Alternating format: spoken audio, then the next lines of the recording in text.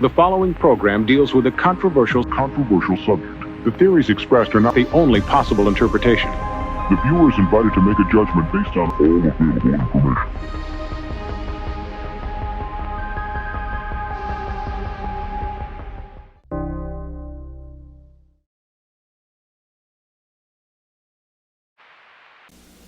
Battle beast wood! Fire! Fire burns wood! Battle beast fire! Water! Water puts out fire! Battle beast water! Wood! Wood beats water! Battle beast, battle for the fun of it! Just activate their battle badges. I got fire! I got water! Water beats fire! Battle beast! Wood! Fire! Fire beats wood! Battle beast can grow into an army! Collect all 84. Battle beast! An evil master of disguise. Zartan changes color right before your eyes. Zartan. Introducing Zartan. Zartan changes color in sunlight. There's Zartan! He's escaping in the chameleon! Let's go get him! Yo, Joe! But Zartan has a disguise. Where's Zartan? I don't know any Zartan. Zartan changes color in sunlight, and Zartan comes with the chameleon. Other figures and equipment each sold separately from Hasbro.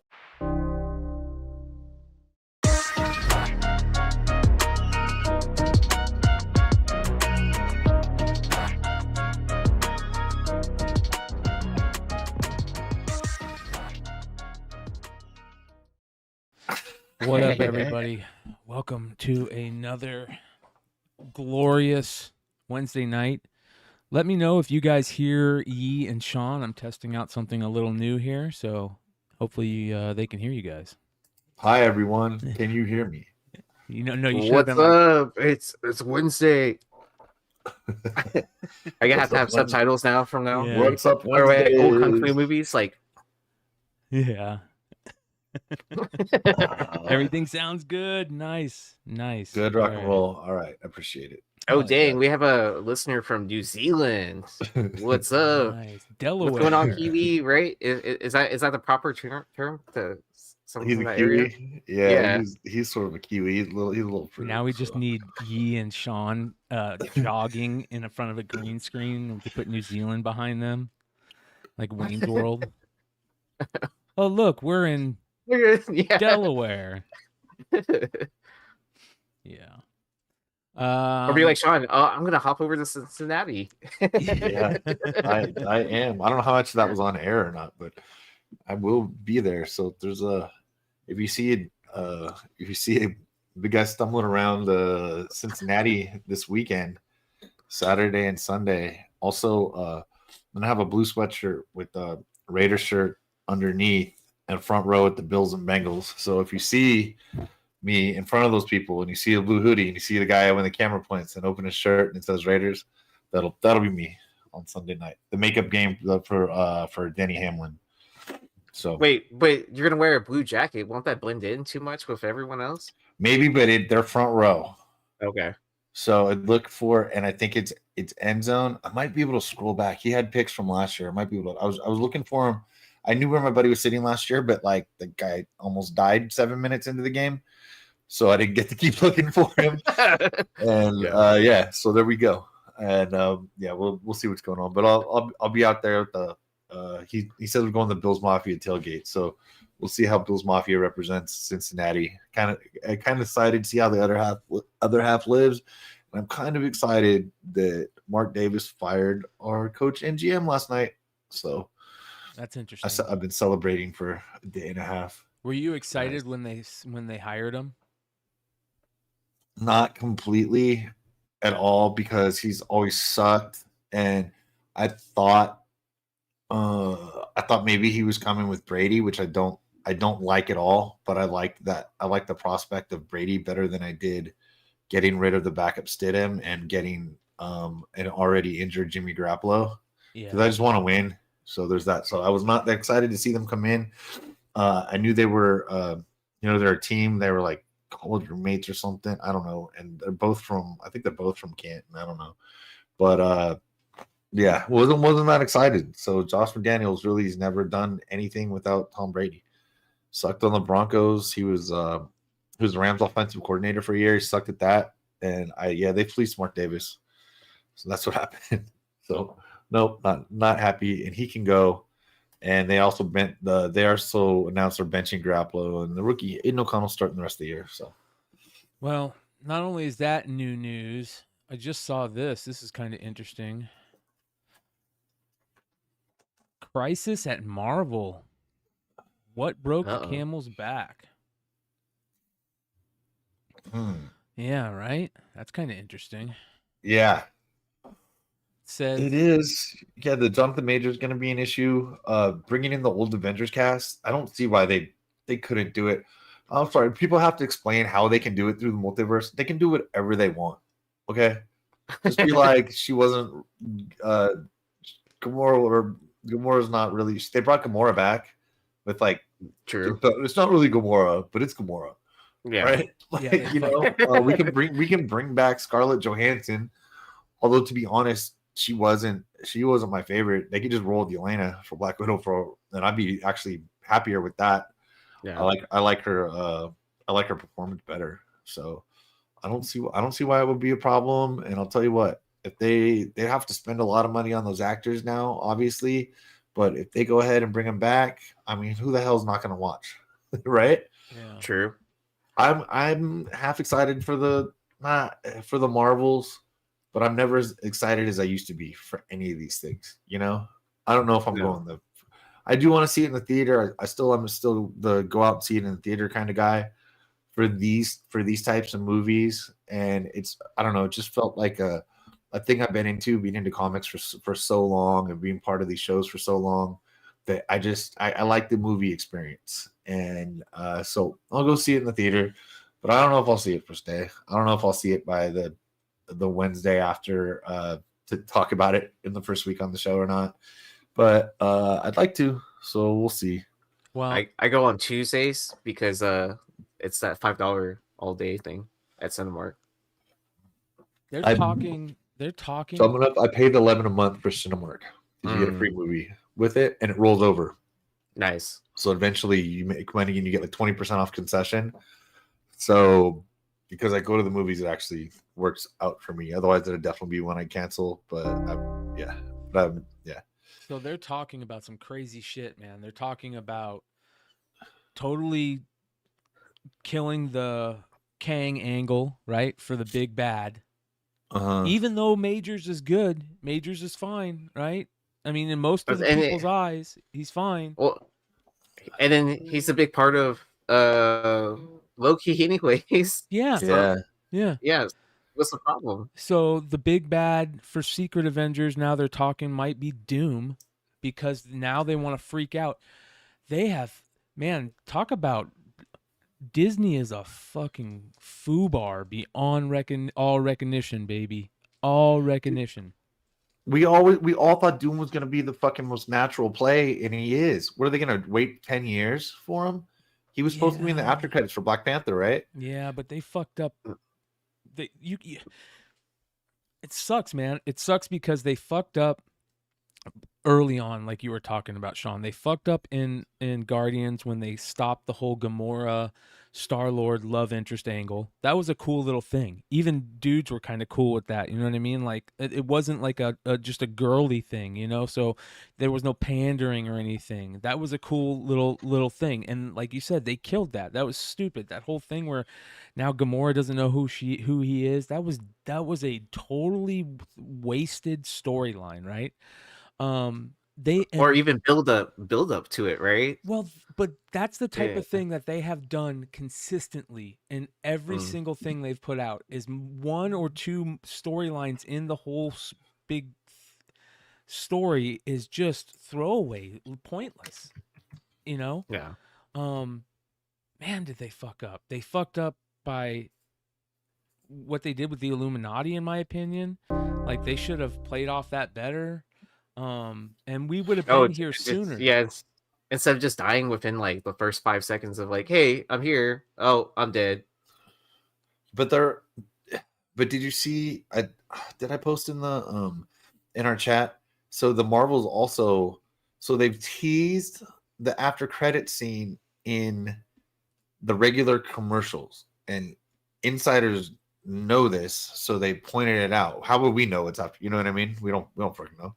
So we've got on here, so that it could be the new Avengers. It could be what's sort of the incarnation of her. I'm not sure, but also in the teaser for this thing, they've got the X showing that somehow this might be introducing X-Men crossover. And basically, I mean, it was Kamala that brought in the X-Men when they declared her no longer an Inhuman and now a mutant. You know what I mean? Yeah. So in the Kamala show, and I mean, I think most people watched it, but to me, there we go. So to me, the end of Kamala what kind of brought them in. But yeah, same as having multiverse and Doctor Strange come back, and or was it in Strange? I'm sorry, the one we just talked about with the yeah, it was Strange, right? Where Okay, the multiverse stuff started. Yeah. So yeah, we'll see, man. I really like the I don't know. We'll with- see how it with goes. They have Spider-Man. so many options, and dude, they might have to do the X-Men. Like if they're having these issues, they got to bring back the Avengers or do the X-Men. And to be honest with you, switching to Doctor Doom is probably a better play. Yeah. He's recognizable to anybody, like anybody at all. You know what I mean? Dude, the other crazy thing is that whole play with Deadpool, right? Where the way that Deadpool is being talked about is basically what's his name? I think you dropped it. Did you drop it, Leg? Where they basically are talking about, yeah, here it is. Where they're talking about how Deadpool is now basically a TVA movie. I mean, it's Possibly, yeah. We knew most of the time it was probably that was going to be the MacGuffin or the angle they used for him to do what he's doing. But this is kind of crazy. It says here that Deadpool 3 is about TVA picking up prime versions of each hero to create a multiversal army to fight the Kangs. And they picked Hugh Jackman's Wolverine to recruit, but he's not fully on board. That's what the movie is about, him trying to get him on board. Because they need and if that's what they used, is if Deadpool's going and getting these people to be the Secret Wars team, you know what I mean? Like Deadpool's been tasked to go and get the fucking baddest of each prime or each variant out there, which is basically what they did in Secret Wars, right? They went and got the baddest of the bad to fight in the battles. So anyways, I wonder if they're referencing the Deadpool Secret Wars series mini. Is that what happened in the miniseries? So in the miniseries, oh wait, I'm thinking of Deadpool. So in the miniseries of Deadpool Back in Black, that actually ties into the actual Secret Wars storyline. And then the Deadpool Secret Wars. It's been a while since I read that, so I can't remember. I think that I forget which one that ties into. Yeah. Oh. To me, it's just exciting. So if you're gonna make this R-rated movie, the canon crossover of the universes somehow, that would be just amazing. And this stuff appeals to the masses just as much, if not more. I don't know if I just have my friends are just don't give a shit. The parenting of people my age are not kind of like some of the kids' parents, like when I was a kid. Like you go to people's houses and they're like, oh no, Stevie can't watch an R-rated movie and stuff. Most of the kids I know are allowed to watch damn near whatever they want. So I know Disney has some standard or whatever they want to do, I suppose, but like most kids are gonna get to see Deadpool, I think. That's what I'm thinking. So I think they can just use it. And I'm okay with the movies being great and being not Deadpool, but the rest of them being clean.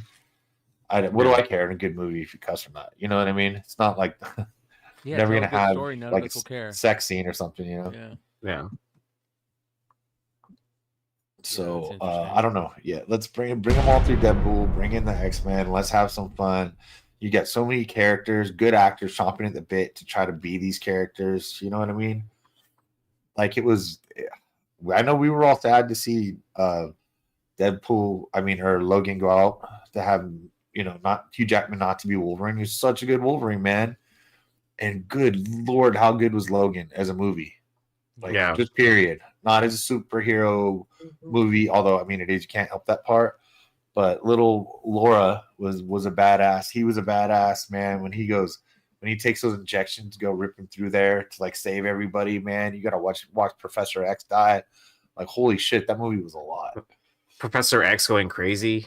Dude. Oh my god. It was dangerous mind in the world losing that mind. Very difficult. Yeah.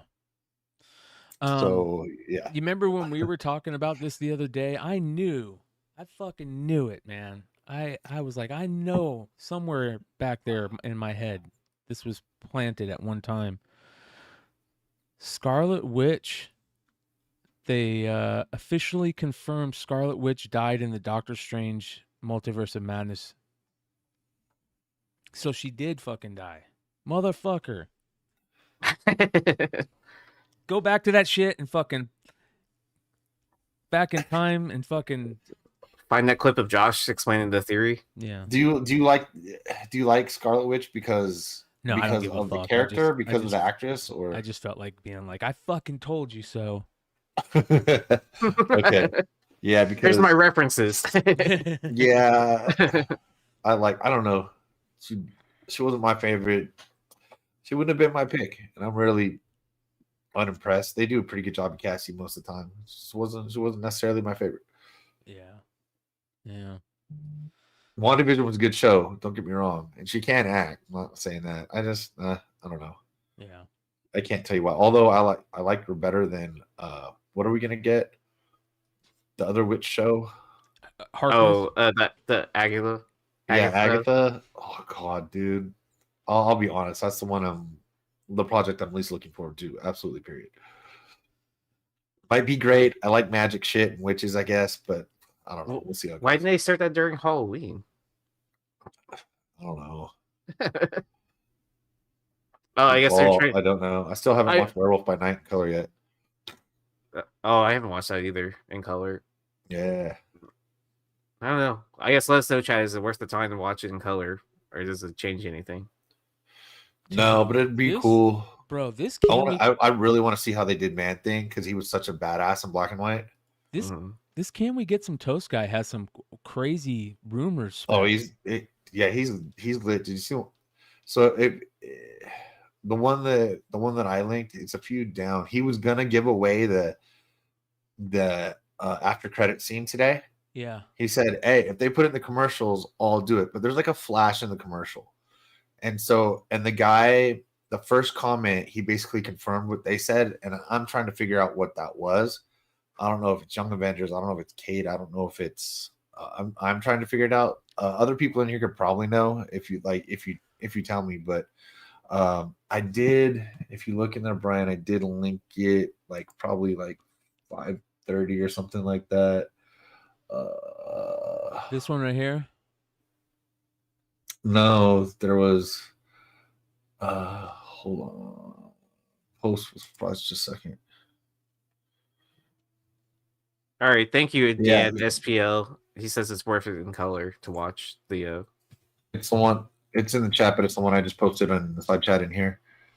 So because I'm actually linking the reply, so you might be one above. So if you get that, so he's on there. So those are the images. So if you what the guy say there, he says this has to be it, right? I could be wrong, but it kind of fits with the leak and kind of also how I imagined it would be. And so we've got just a little piece of costume right there. And I'm blowing up. I can see how. What's up, Joe? So there's a good chance that it's maybe binary, but at the same time, because I don't know, it could be some Young Avengers stuff. We'll see. Yeah, what the fuck? What up, Hood? What's up, big dog? What up, brother? So who won? Did the Rangers win? I don't know. I just came back from Ross, bro. What'd you get there? A buddy of mine told me they had Ray lightsabers. So I went over there causing trouble, and they didn't have any Ray lightsabers. I was pretty pissed off. It's 1-0 bottom of the 8th. Yeah. So With 2 outs. they're pretty much donezo. I mean, it's still close. 1-0. Yeah. Let's see here. So this is crazy. In Avengers Secret Wars, Tobey Maguire's Spidey and Hugh Jackman's Wolverine will be the 2 leads of the TVA's multiversal army. Yeah. That makes sense. We'll see. Yeah, it's fucking let's go. I mean, I'm with it. They gotta pay. They gotta pay them out the ass. Toby was being like, I'm not Spider-Man anymore. I'm a grown-up. But in all honesty, he's like, bro, you're Spidey, dude. Yeah. And you're good at it, man. So don't look that gift part. Hey, bro, you see Trish Forster's new project, bro? No. Is it under Stray Cats? Stray Cats? Really? Yeah. She put it on her IG, dude. It looks pretty good. Tony's on it too, I assume. That I don't know. I would assume so, right? I mean, but she was a student under Don Bluth. She went to Don Bluth Art School or some bullshit like that. So you see a lot of the Don Bluth influence, like of, the Dragon's Lair and Space Ace and stuff like that. I've always been a fan of that art. Where did she put it? She had it on her IG. Is that it in the middle next to the mouse? Right here? Yeah, I think that's it. Yeah, so click on that. Coming soon. Yeah. The cats are coming. Well, that's what Nemesis Prime said. That's cool. Trish is my friend.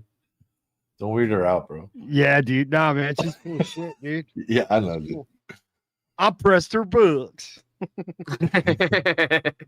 That makes us practically What related. the hell? I bro. had lunch with Tony. Screw you, dude. Which Tony? Blue Green? Tony Fleet. Oh man. Does he have a big Her cock? husband, fucking Stray Dogs creator, dude. Huh? Stray Dogs, Tony Fleets. Oh yeah, Tony Fleece. It's her husband, dude. No, it's not. Yeah, it is. Tony Fleece is married to Trish Forster. Get the fuck out of here. Really? No. Well, Starting maybe. rumors, bro. I'm just kidding. Hey, dude, I forgot I had all these fucking. I got like 40 copies of this fucking Doctor Strange Run the Jewels, dude. Like this was right before I said I'm fuck what not or whatever. But I remember I used to make a killing with these, dude. And I was just going through and I go, man, I'm sitting on shit like this, dude. Fuck. Yeah, here it says executives at Marvel have begun to reconsider their plans for centering the next saga on Jonathan Majors Kang. They are now discussing pivoting towards another adversaries for Avengers like Doctor Doom. Crazy, man. They're ready to get nice. They're ready to give up, dude. Russian What If? Yeah. The one I think I got this from you or Josh. Josh probably. I still have my copy. Nakayama. All right, so let's just do a very quick mini drama alert segment. 1 sec.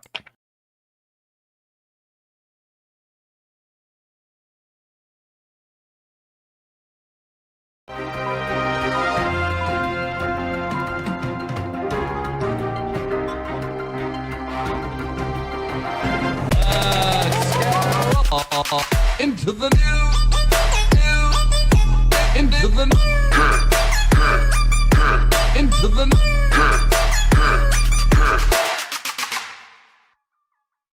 All right. You remember when this used to be a big book? Speaking about drama, he puts up the biggest drama book in the world. No, I'm just joking. All right, so we're going to have a mini drama alert today just to talk about it. a little bit. We're gonna really get into it deep on Saturday. I'm planning on having some guests maybe and get into it. Oh man, have you seen this craziness about Epic Nation? Yes. Oh my god, bro! Yeah. This shit is wild. This shit's even more wild than the Nick GQ shit, bro. It's that time of year, you know. It's time to shine. This time of year. Oh, dude, it is so crazy, man. And and here's the thing, like just doing a quick look at it. Nice. I'm thinking to myself, Epic could have got out of this fucking no problem, skin free, no issues. All he had to do was be like, I didn't notice it, man. I'm sorry. I made him give back the books. I apologize. Game over. Nobody says shit. That's not his MO though, dude. No, That it's dude puts his not. foot in his mouth. It's definitely not. His MO is fucking crazy, dude. That shit with Nick GQ and all that, I was like, plus I can barely understand the shit he says. I'm not trying to be an asshole here. dude, I had a front row. I don't know what the fuck he's saying That shit show. half the time, dude. Dude, this was bonkers crazy, dude. All he had to do was just say 4 words. You know, I'm sorry. They're returned. And just game over. I'm sorry. They gave them back. It was an accident. We apologized. My bad. You know, it was a mistake. He went crazy on fucking line and looked like a maniac. He looked like the biggest guilt. Like he looked like he should have just put guilty all over his face in big red letters, dude, because that's how he acted. He acted so ridiculous. It was beyond. Oh, like crazy. a deer in the headlights situation. Yeah. Like, yeah. And then all the craziness with all the dudes releasing all the text messages, and look at these text messages he sent them. Just make sure you get rid of it. Just get rid of it. Just get rid of it. Just say I didn't do anything. I guess we should update the chat, like, because I guess there's a couple people that didn't know exactly what happened. Okay. All right. Yeah. So run it down. Yeah. So Epic was at a small convention, and him and his coworker were shopping through some books or whatever, put it in a pile, took 2 books that weren't paid for, and then 3 books. Was it 2 or 3? Oh, 2. You're right. 2. You're right. Yeah, because it was like an ASM 300 and then Brother Voodoo first appearance. Yeah. Right. So like $1,000 worth of books, and then I'm guessing this is like the footage that you can see where he's like adding the books or whatever to his file. So this is Epic right here in the pink, and this is his buddy here in the black. His buddy in the black's going through books, and he accidentally, from what it looks to me, I mean, you could say it either way, but it looks like it was an accident, and he accidentally put those in his book right here. Yeah, that happens to me all the time. Yeah. Wait, what do you mean? I don't know what you mean, Brian. Accidentally put his book where? So he took. He accidentally fucking stole. He took. So sorry. He puts the books down, right? He's going through books. I think he's looking through books, and I think he puts 2 books down, and then he puts his books on top of those books. Is that what happens? It takes skill to steal at a con. See, he's paying, I think, for something. and here's the crazy thing. My friend, I don't take a Spider-Man. Right there. Was it right there?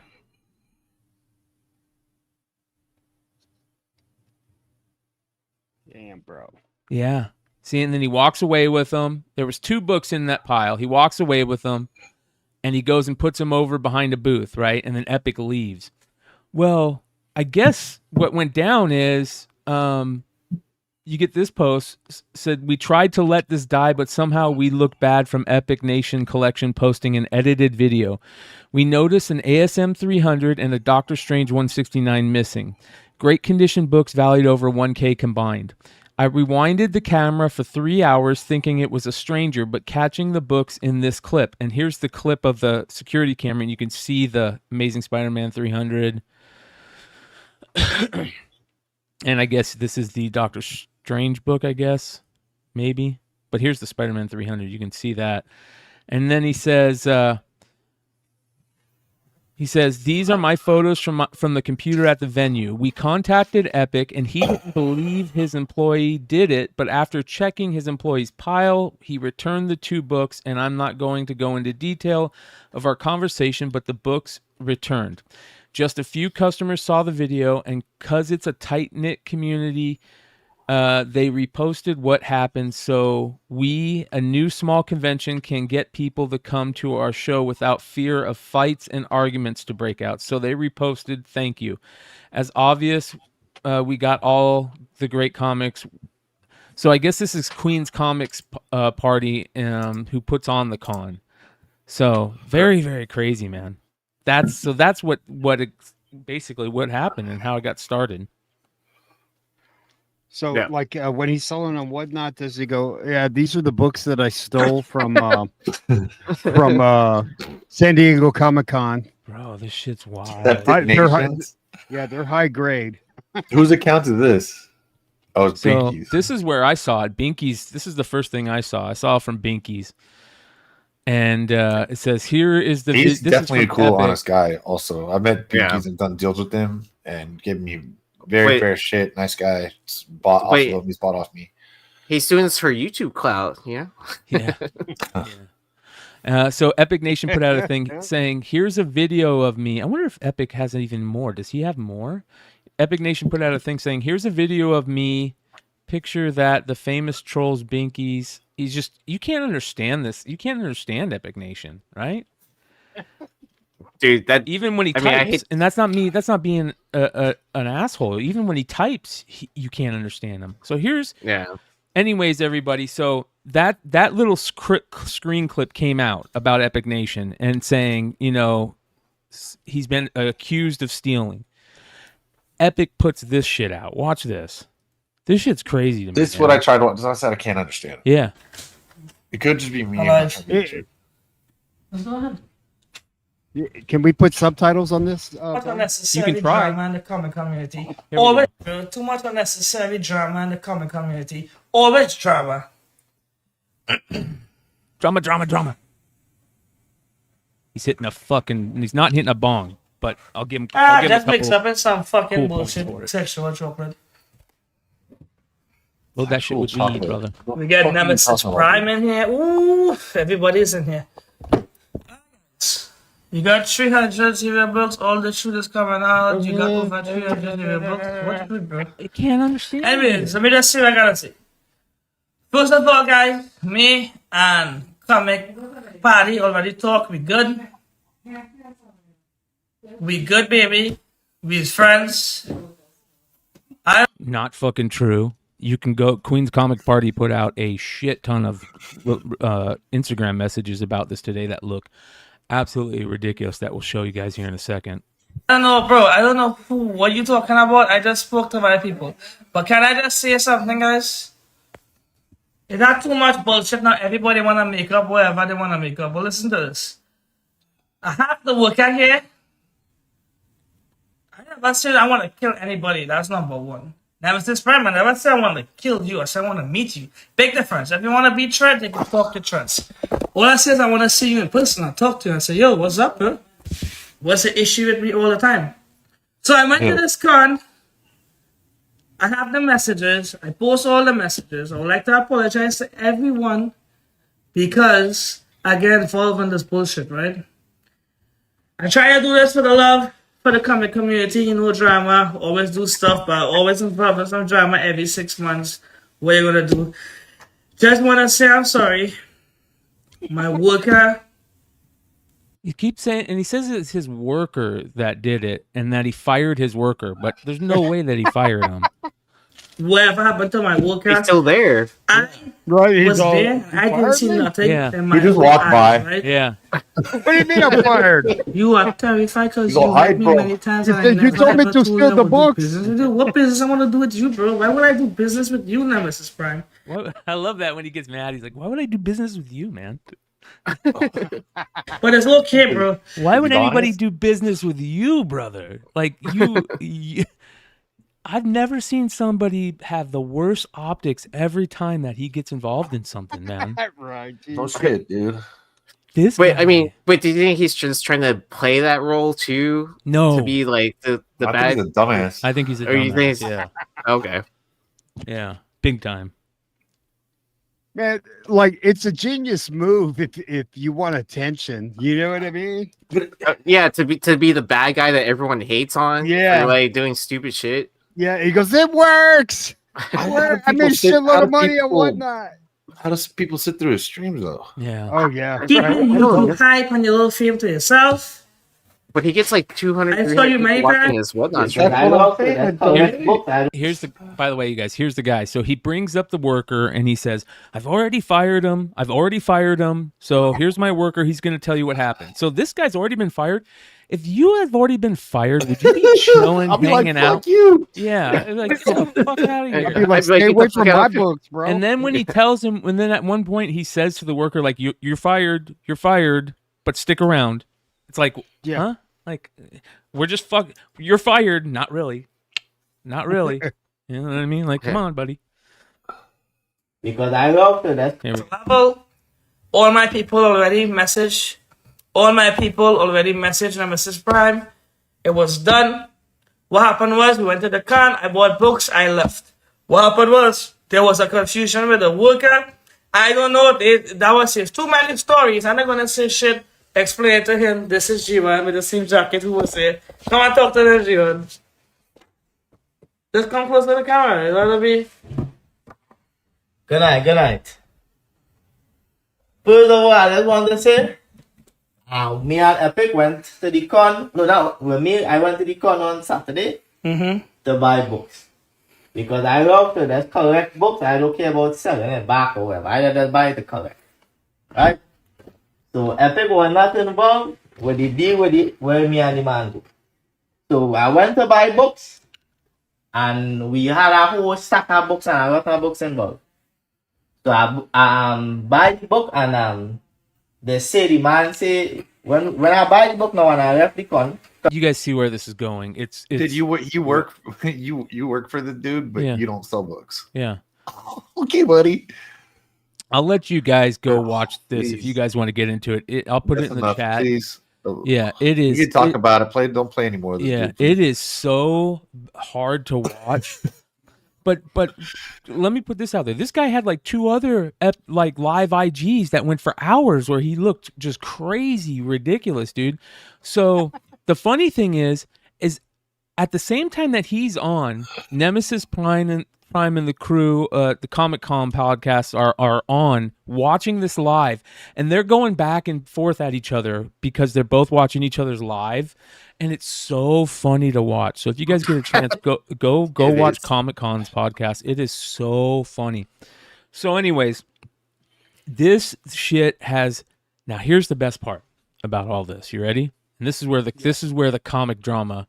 This is where the comic drama gets involved. There is quite a few people behind the scenes that have had issues with this guy. Quite a few, dude. And they're starting to come out in droves. They're like, we're tired of this. This guy is... Everybody that he does deals with there's some type of issue behind the scenes with either not being paid. Shout out to Thorough. Make sure you guys go check out Thorough's episode he did on this. He went live and he had Sub-Zero, that Sub-Zero Comics guy that used to be a buddy of Epic Prime's, just say that he's in the hole like 40 grand or something like that because of 60 grand. 60 grand? It's 60 grand, and then Epic's been paying him back in like payments or whatever. And then so like I think he paid back $7,000 or whatever, but still, like that's still like way too much money. The bad thing is that Sub-Zero, is that his name? Yeah. He said that those two guys went to his house and that motherfucker tried to steal just like that. Wow. Like some books. You're right. I remember that. You're right. And I'm thinking to myself, bro, let me get my gun real quick. You know what I mean? Hold on, I'll be right back. Slap the motherfucker, dude. That's my bro. I it would have wasn't even slapped funny, you dude. right in your fucking face, bro. Absolutely. Hell no. I'll be right back. Yeah. Hold up, motherfucker. God So, damn Nick GQ told us in the beginning, like everybody was going crazy on Nick GQ.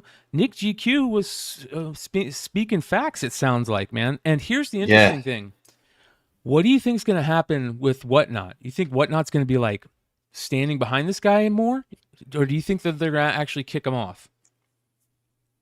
I don't know, man. You got to talk to Jack the Mayonnaise and see what he don't says. fucking kick people off. Yeah. Well, they he's kicked currently Nick being investigated right now. GQ off because of this whole thing, and they stood behind Epic, and Epic has looked like the fool multiple times after that. I don't get that. Yeah, that's a good point. You know? You know what I heard? Nick You know what I heard? but- I heard Whatnot put him on double secret probation.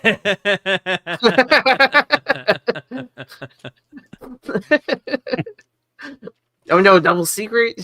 Double secret, and that's when it gets serious, guys. You know, This guy is a fucking clown, man.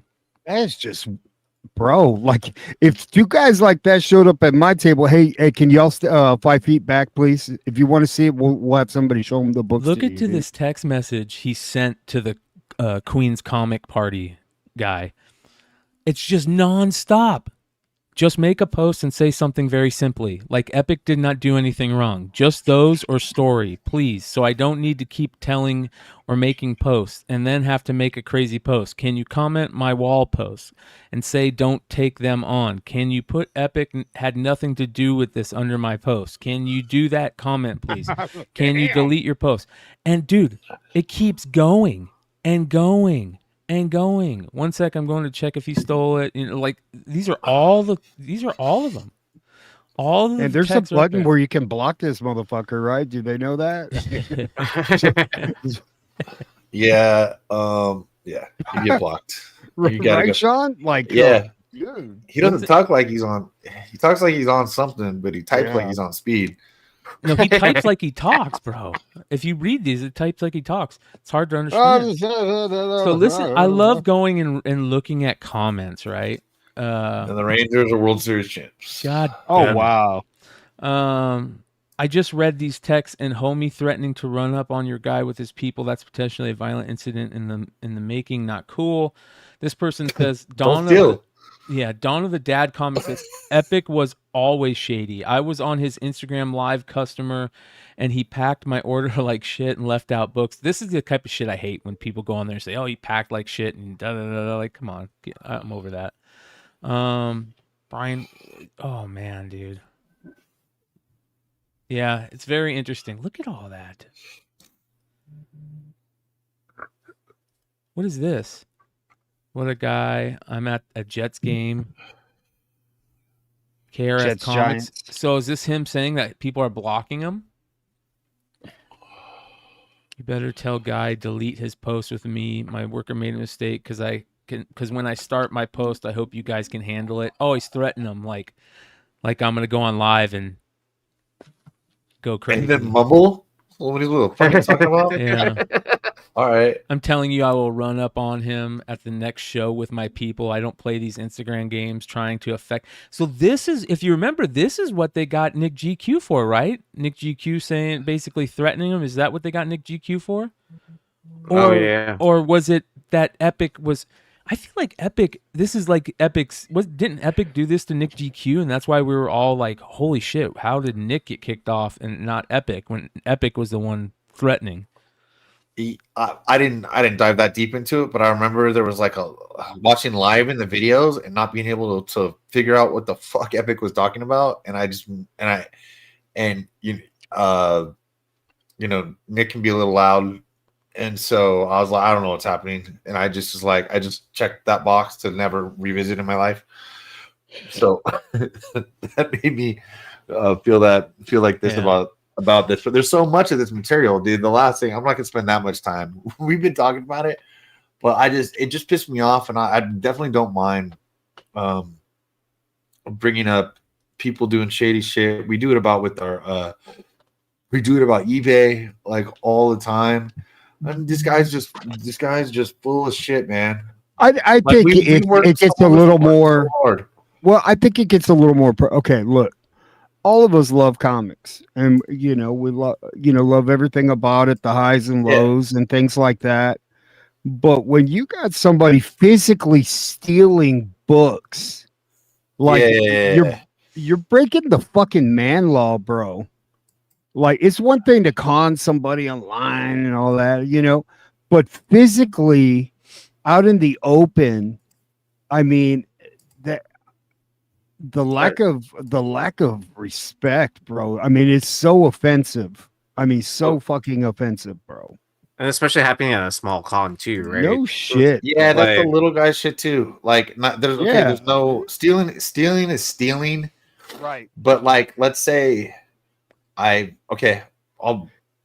be one time we'd bought a TV and all this other shit, spent like $2,000 at Costco. Okay, somehow there was like a cable that wasn't that we had used, and eventually, I don't even remember how this happened because it was fucking 12 years ago. The cable wasn't like on the receipt. Like, if I was at in my local hardware store here, I promise you, I'd go down and pay him. Yeah. And also, I don't care. This is an honest mistake, dude. Costco would probably be like, just don't worry about it. But you know what I mean? You don't feel quite as bad. But like, this is like almost like a homie hangout, having a local show. Yes. You know what I mean? Like, yes. That looks like the size of that looks similar to what Dino just threw in Michigan. You know, like, dude, this is where we're all supposed to get together, and like, dude, there's no respect for the game, and being shady will make you money, but man, how can people take bro, the it's time like to stealing money. It's like this? stealing money out of the collection jar at church, bro. You know what I mean? This is that's kind of it's that kind of thing, man. Right? This is a great take right here. It says, and you have to. It says, Go if ahead. the dude didn't intend to steal the books, then why weren't they immediately returned? Why did Epic need video proof that he took them? If I took $1,000 worth of books by accident, I would be reaching out immediately to rectify the situations and give the books back. But he had to see he had to see the video. That's kind of true, you know. Like, I would just say, like, how in the hell does he have an ASM 300 in his motherfucking hands in the first place? Like, that needs to be like behind. Like, here, I can show it to you. Look at it, and then give it right back to me, motherfucker. Right? Where it's like on a wall or something like that. Something, dude. Like, here's a stack of books. I don't know. There's fucking ASM 300 in there. I don't know. You know, like, come on. You got to do a better job than that, dude. Like, protect your Society 300 and a Strange 169. Those are pretty decent sized keys. You know what I mean? Dude. Yeah. It says it was the Of moment. course, we're not when talking Epic, Batman 1 or something. We're talking $500 to $1,000. Yeah. Books, you know. When Epic showed the vendor a book is when his worker combined the stacks on the bottom right and checked over his shoulder to see if anybody saw. Whoa. When Epic showed the vendor the books is when he combined them. So let's see if we can find he walks off with them right there. Hold on. Let's see if we can find where he combines them. Oh, so when dude, Epic they shows totally the did vendor this, the didn't book, right here. He's showing him something right there. Yeah, you see how he puts the books on the side there? Uh-huh. He's putting them down below the boxes, dude. Yeah. So he's building a pile. And then there he is. He's doing it right there. Yep. He combined them right there. Yep. Yeah, get one of these, dude. I mean, if he's talking to him, he's probably distracting the shit out of the seller, right? And the guy's like, "Oh fuck, I got a headache," and probably just created that big distraction with that. Milton the Manimal says anyone who does business with Epic from this point forward is basically condoning thievery. There has always been one hard and fast rule in this community: thieves and scammers get canceled. No comebacks. Oh. Nope. Manny said Epic said he wasn't there, and then he said he was set up.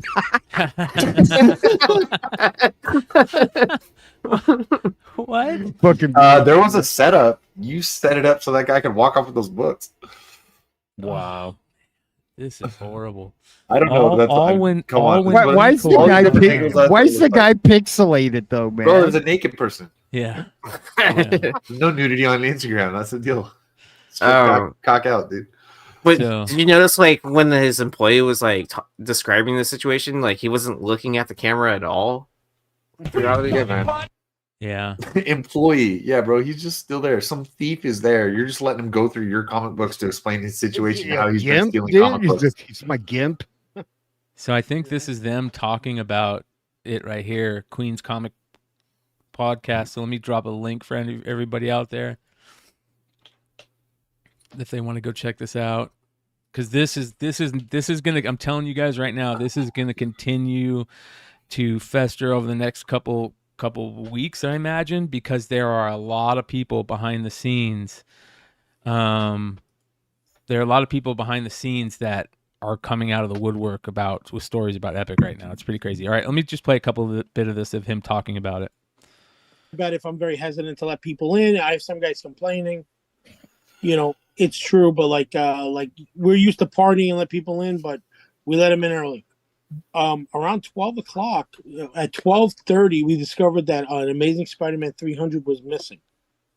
And also, and not at first we saw this, but when I ran up into the security room because we realized we have a camera, somebody ran up after me telling me, "Oh, we're also missing a Doctor Strange 169, which is the very first solo Doctor Strange title." Mm-hmm. Cool. So we're gonna look it up, man. 2 books. Sorry to say it like that. It's the only way I can be frustrated, man. Yeah. Because I've never had books disappear like that, and as the promoter, I'm responsible for it. So I put on the video camera from 9 o'clock. I respect that. Yeah. I respect that a lot. If that's how he truly feels, and obviously he's showing how he handles things, I respect that. Clock. Actually, no. First, I checked from 12 to 12:30 because I'm sure it's from the last 30 minutes somebody stole it and left. You know. Instead, I found nothing. So then I had to rewind all the way to 9:30 from us setting up till 11:40, 42, 11:40. So that's something. interesting. So it happened while they were setting up. So you know it wasn't a regular customer. It had to be somebody that was Epic set up? Yeah, I don't know if he set up, but remember he said in the beginning that he let some of those guys in. Yeah. Okay. And every time I saw somebody come up to that table and hold that Spider-Man 300 with an iconic cover, you cannot miss this. You can hold it. It's even this is in the camera shot. It's perfect on it. Easy to see on camera. Oh no, too. not this guy. I don't know who this guy is. It's a stranger. Oh no, this new guy who's very funny. I hope it's not him. And everybody kept putting it back. And then I get to these 2 guys, the 2 guys we let in earlier, and then I caught it. And I was like, oh my God, these guys who bought a bunch of books from us stole 2 books. And I tried to be a nice guy about it. I found another vendor. I asked all of it, anybody knows this guy's name? So they gave me his phone number. We texted him. He goes, oh no, my employee took it. And my employee didn't take it. If he kept denying. He goes, do you have any proof of it? I sent him the video. Yeah. And then he goes, I'm going to go to his house and check if it's there. I said, okay, but if it's there, no, I didn't even say, but if it's there, I said, either pay me in Zelle for this books, $1,050, or bring them back. Mm-hmm. That's your only 2 options on this because I have you on camera. I'm not making a big deal. Accidents happen. And the guy kept escalating. What I didn't realize, he was doing this tactic where he's talking so much that he exhausts you, but he was doing it through text. And I wasn't answering. See, what did I tell you? He's talking so much he tries to exhaust you, but he was doing it in text. That was crazy. Any phone calls. Right. I was not playing this game. Just tell me you're bringing it back. From what? That was smart. Let me interrupt you quickly because that was smart. Because had you answered the phone calls, there'd be no record of it. Not at all. Nobody. Whereas now you've got those text messages, and we can get to that in a minute. I'll let you finish. Sorry, but no problem. So, on your part. yeah. Get those subtitles. To be like, yo, this is what happened. Yeah. This is what's going on. He finally relented and was like, I found them. I'll bring him back. I said, okay. It's about 2:45. You want me to keep the subtitles? No answer. Then he calls me. This time I answer. I said, just bring it back. That's it. I'm not going to say any more details from that because that's all speculation no matter what. 3:30, he shows up. Another vendor runs out, does not tell us that he's here. Runs out and brings the 2 books back. He goes, here you go, guys. The guy just dropped it off. He called me. He refused to come in. Mm-hmm. I understand that. We're not exactly... So there we go. So she showed up and he dropped him off and he refused to come in and he had somebody else run him in. So Manny, the comic collector... What a puss. Right? The vendor had him back at stock. So and he checked the books. Hold on. So Manny Comic, the collector... sent me Wait, this. Was that Red Hood making fun of him? Or was that No, man, that was him, bro. The vendor had him back at stock. And he checked the books. So how he stole the books too? I come here to defend him because I don't do shit. So this was a setup, bro. This vendor and This was a setup, bro. This vendor. the vendor had him back at stock. That's and what Manny said. He said that and the vendor then he said it was a setup. And check this out. Here we go. Here's another one. and the vendor then or whatever talk to the vendor. I wasn't even there when this happened, right? I wasn't even there when this happened. Show the image. I wasn't even there when this happened, right? I wasn't even there when this happened. Show the image. So he said, I wasn't even there when it happened. Show the image. And you're standing right next to him, you moron. That's what I mean, you guys, at the beginning of this when I said that he came out and made such a fool of himself. He contradicted himself constantly. He looked like a moron. He looked like an idiot. It was bad. All he had to do was be like, it was a mistake. I apologize. I took the books back, and don't say another fucking word. That's it. Moron. That, ladies and gentlemen, is comic book drama alert. You know, like he tells the employee, "Hey, you're fired." Like, does the employee clock out or like is it put? You know, like an employee. I heard the rumor is that the employee is his cousin. I heard that rumor. I don't know how true that is. Yeah, but could be. I mean, they talk the same. I mean, I like this guy's avatar. He's got the Unabomber's avatar. Yeah. Does anyone have this person's contact info? We don't do that here. No doxing. Doxing is illegal. Fuck that. We don't do that. All right. Yeah. That being said, you have to reveal yourself first. Yeah. That being said, or click on any of my profiles where you can find my first and last real name. Anywhere. We still don't. I would be zero people off except apparently Costco, but they can no money from anybody. don't need to. Dude, bro, you guys don't like, even know what responsibility do you feel, Joe? Like when people send you like 25 of their personal grails. Oh my god! You know what? We could be responsible for 50 a box worth like $50,000. The people send you with like out insurance and shit. Like you already know. In my house, I'm gonna get these done as quick as I can to get them out of my house, dude. If my house burns down, I don't know if I can cover this. You know, I mean, right? Because I have insurance, but you get what I'm saying. Like when someone submits books for me to press, like it's me and you, like taking this risk together. Yeah. To get a grade bump, we're in it together, right? Like I call people, hey, did you get your grades? Did you get your grades? Like because it's important to like a presser. That's how we get our, you know, like because we're not going to be millionaires at this. Like that, that's how you get some kind of fulfillment. Oh man, leg pressed out a 9.8, got this a 9.8, hood got this a 9.8. I mean, that's what we're about, bro. Like when you send us books, it not only is it an honor that you like the amount of trust, like I mean, you take that very seriously.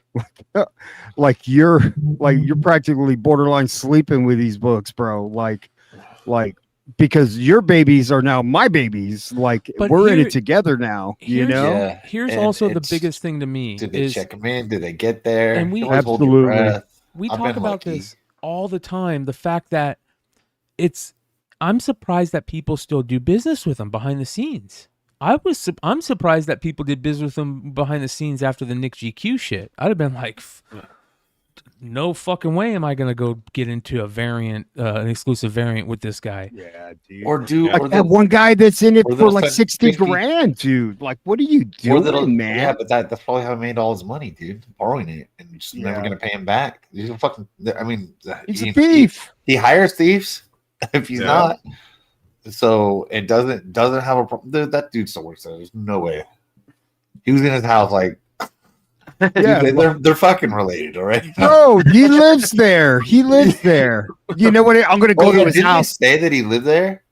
I don't know. Yeah. Did he say that? He Or lives something maybe like fired that. or something like that. That's I what thought he thought said he he's said. here. If I'm wrong, I'm wrong. Anything he says though, is it credible? Because you know what I No. mean. Like he's the Well, he'll backpedaler. backtrack in a and- second. Yeah, I don't know, man. There's just like that. Yeah, I dude, and that's the thing, man.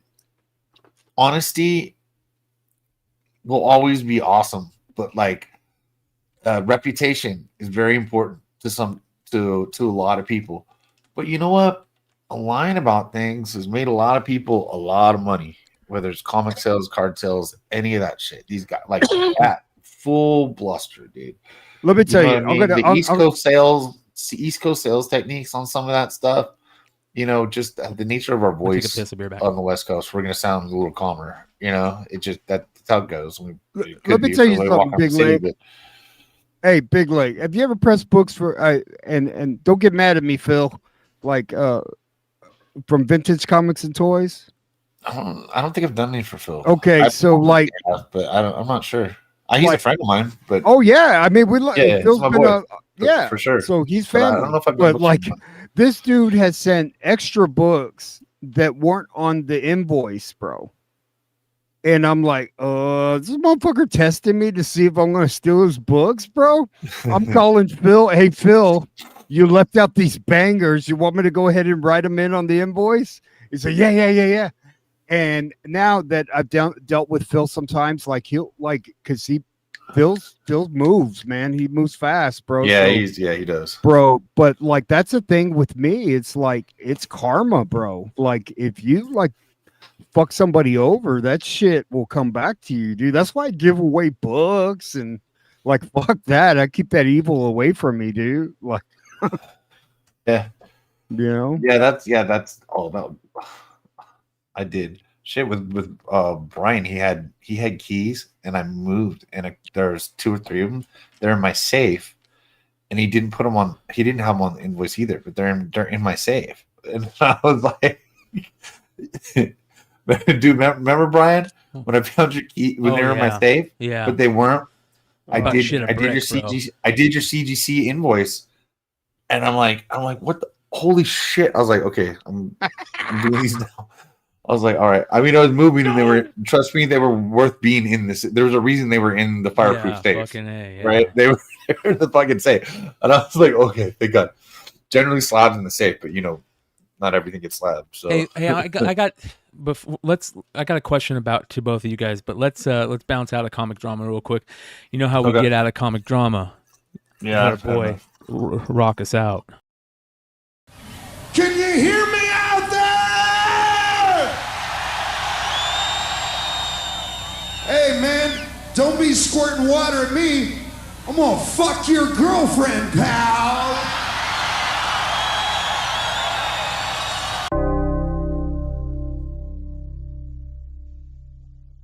Like like the more you know. Like snakey snake. Snakey snake. Yeah, I'm gonna hit. Oh my god, dude! Like I'm a snake. it's not one thing; it's another, dude. Why do we keep on like seeing this garbage, dude? And I told you a long time ago, dude, when they let these motherfuckers into whatnot, dude, and just open the floodgates, you got it's almost like when they let the Cuban refugees in and at the beginning of Scarface, bro. I mean, that's what it seems like, dude. You got all these criminals and shit that they unloaded their jails, and then the You live in refugees Texas, came bro. over Let us into know. Miami. Yeah.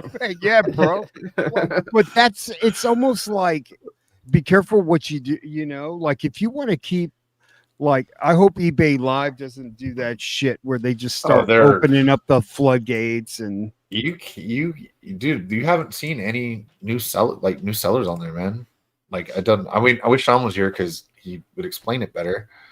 But they're capping out how many sellers are allowing this year during their beta testing or whatever. I threw something on there, but everybody, a couple of them just. I don't know, man. If you declare bankruptcy, you just shouldn't be able to sell comics anymore. Yeah, dude, like other than that, I don't have a problem. I like, of course, I like what they're doing. They're going with long time trusted guys. We're talking, Drew, people that have been in the industry forever. Drew, Jesse, Sean. You know what I mean? Like,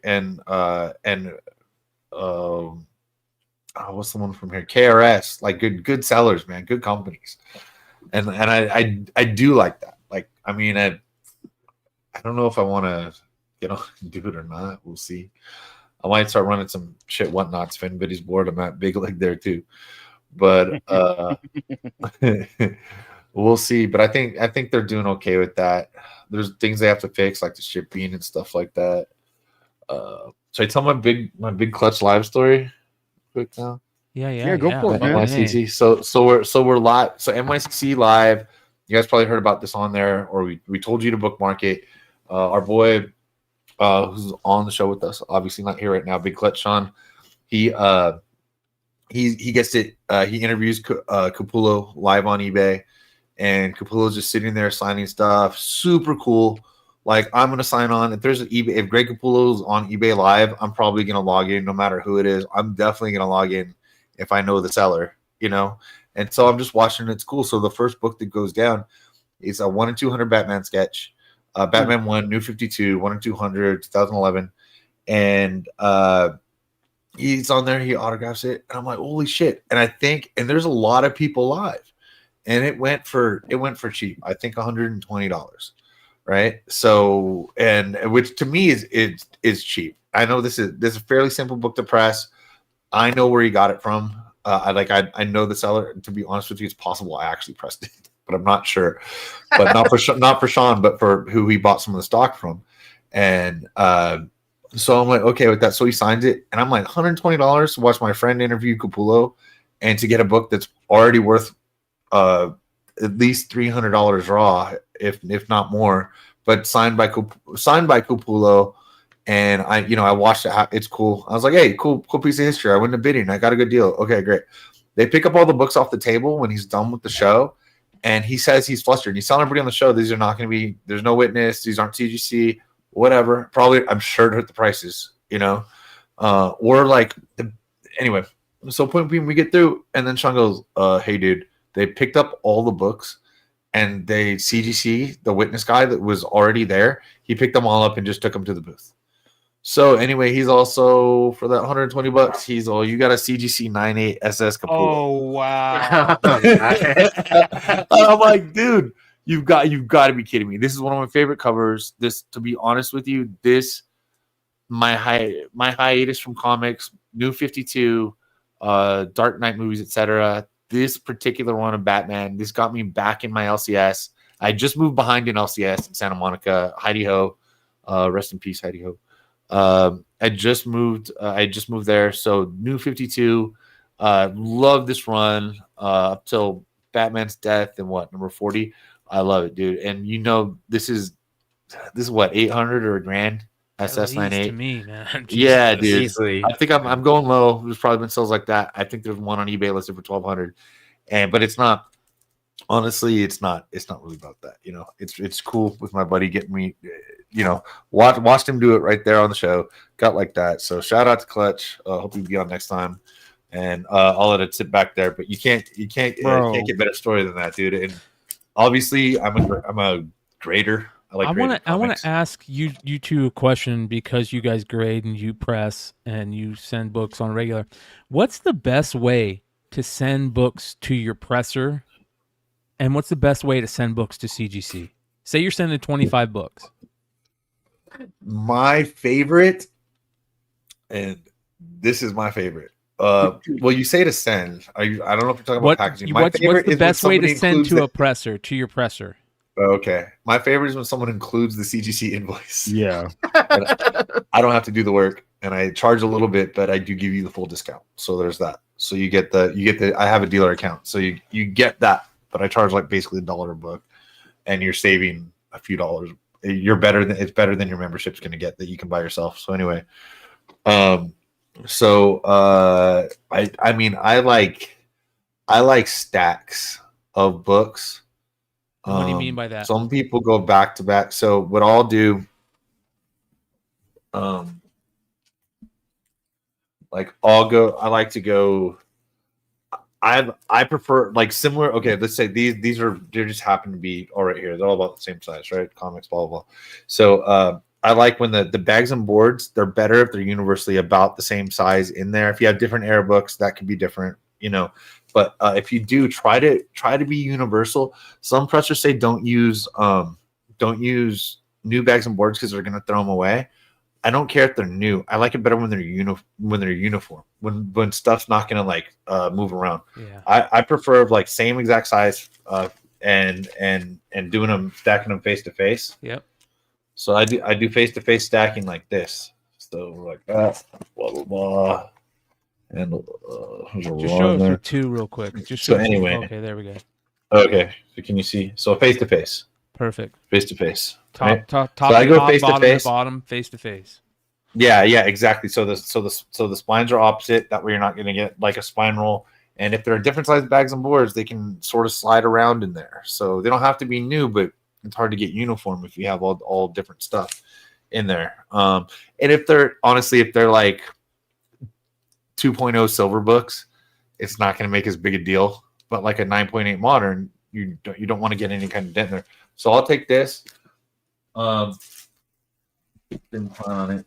But like here, these are regular bags, so this doesn't. I'm using these as a prop. What about I have a quick question on that. What if you use Silver Age bags and boards, and there's that little bit of space? Would you rather have Silver Age bags and boards or bags and boards where they're tight? I use these. This is what I use. I use clear bags. Clearbags.com. Great deals. I think these things are gorgeous.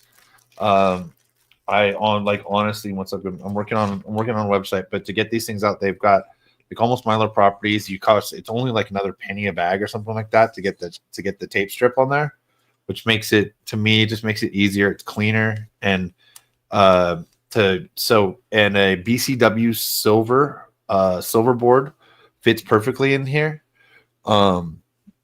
Which is this one? Should be one. So basically, what about you, Hood? Do you like Silver Age or do you like modern bags and boards? It depends. So I like perfect. I like adding extra boards to give support to the book, and then like using these boards here that I order, and that's the way I'll ship them. I'll ship them like that. And that's how you ship. That's how you ship to CGC. Yeah, just like that. So with the silver, so these are what mine look like, and I do like to do 2 boards. There's only 1 in here, so it is a little bit oversized. That's a but good I like point the way that from it both fits of you in there. guys. 2 boards. Both of you guys like to put an extra board in there when you're sending to CGC. Because or to you don't want that book to move around, and you want that book nice and tight. You want that spine, like no matter what. You want that pressure to keep going because it's going. It's traveling, right? Humidity and everything. You want to keep that press as tight as you can. There, just like that. Can you almost see how much tighter that is? Yeah. And dude, not to what are you gonna chintz out on 25 cents a book? Absolutely. To worry about a grade. So what I buy with these clear bags is the BCW. You can buy them by the 1,000. I also anybody needs, you can hit me up. I've got a BCW wholesale account as well from the F5 days. So I get decent shipping's a lot, but I'm in California, that's why. But so get it in like that, face to face, like I showed you guys. And then I like to take, this is for example, I take either the bags that the CGC slabs come in, because the second, I wish I was prepared for this. The second, actually, it doesn't matter because See, and these But boards there's like just this, cool. Yeah. solid So- boards to put the books in. That's what Yeah. Oh, like an oversized bag to hold all your books together in one bag, right? Yeah. So I buy these are also BCW. These are slab bags. These are not Mylar, but the second I unbox CGC, I pull it out of that thing, and every single one gets one of these. I bought it's a wholesale account, but people are interested, I can get you a better deal on them. It was $100 for 10 bags of 100. So I paid $100 for 1,000 of these things, and I will take the books that I stacked up, and then again usually the slide them in something like this, basically. So they're in there. Fold over the top, and then fold over the side. Put a long piece of packing tape on the side. It'll peel off easy, but hold well. And I put a tab at the end for somebody else. This is how, if you get 2 books from me, 99% of the time it's going to be in one of these things. If I'm sitting like this, when people send me like this, and then you tape them basically like Hood showed to the boards, just make little bricks. You can stack them, wrap that in bubble wrap, however you feel secure. I mean, some people like to use 50 pounds of bubble wrap. Some people like to use 100 pieces of tape. Look, it needs less tape than you think. Just know how it's going to be secure, because it's going to be wrapped also besides that.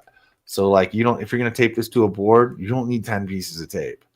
And also another thing that I do, especially also for one, it's not quite as important on this, in my opinion, is when I tape one comic to a board, I'll use if it's not like in one of these bags, if it's just a comic, I put it to the board.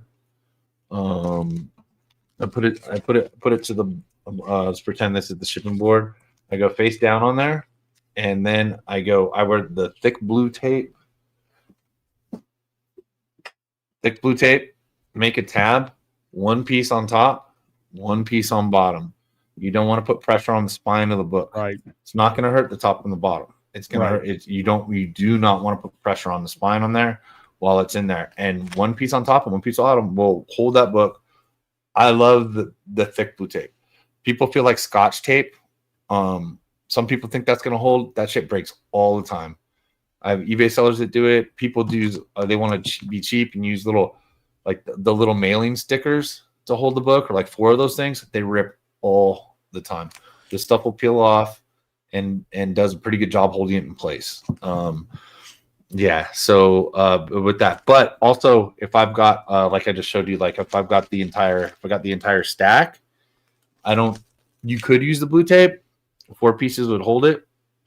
I'm sacrificing the cardboard because the packing tape will it'll peel off the plastic, but it won't come loose when it's in there. So I make sure that there's a tab, and I do the same thing top and bottom with the stack with this single comic. When it's not, you know what I mean? Because this will come right off a comic bag, and you don't have to worry about it.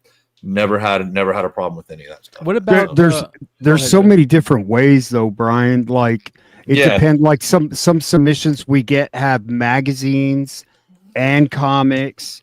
So the size of the box maybe like I have so many extra CGC boxes, the big ones, that I'll use those, and then I'll use a lot of the packing support that I've gotten from CGC. I save all that shit.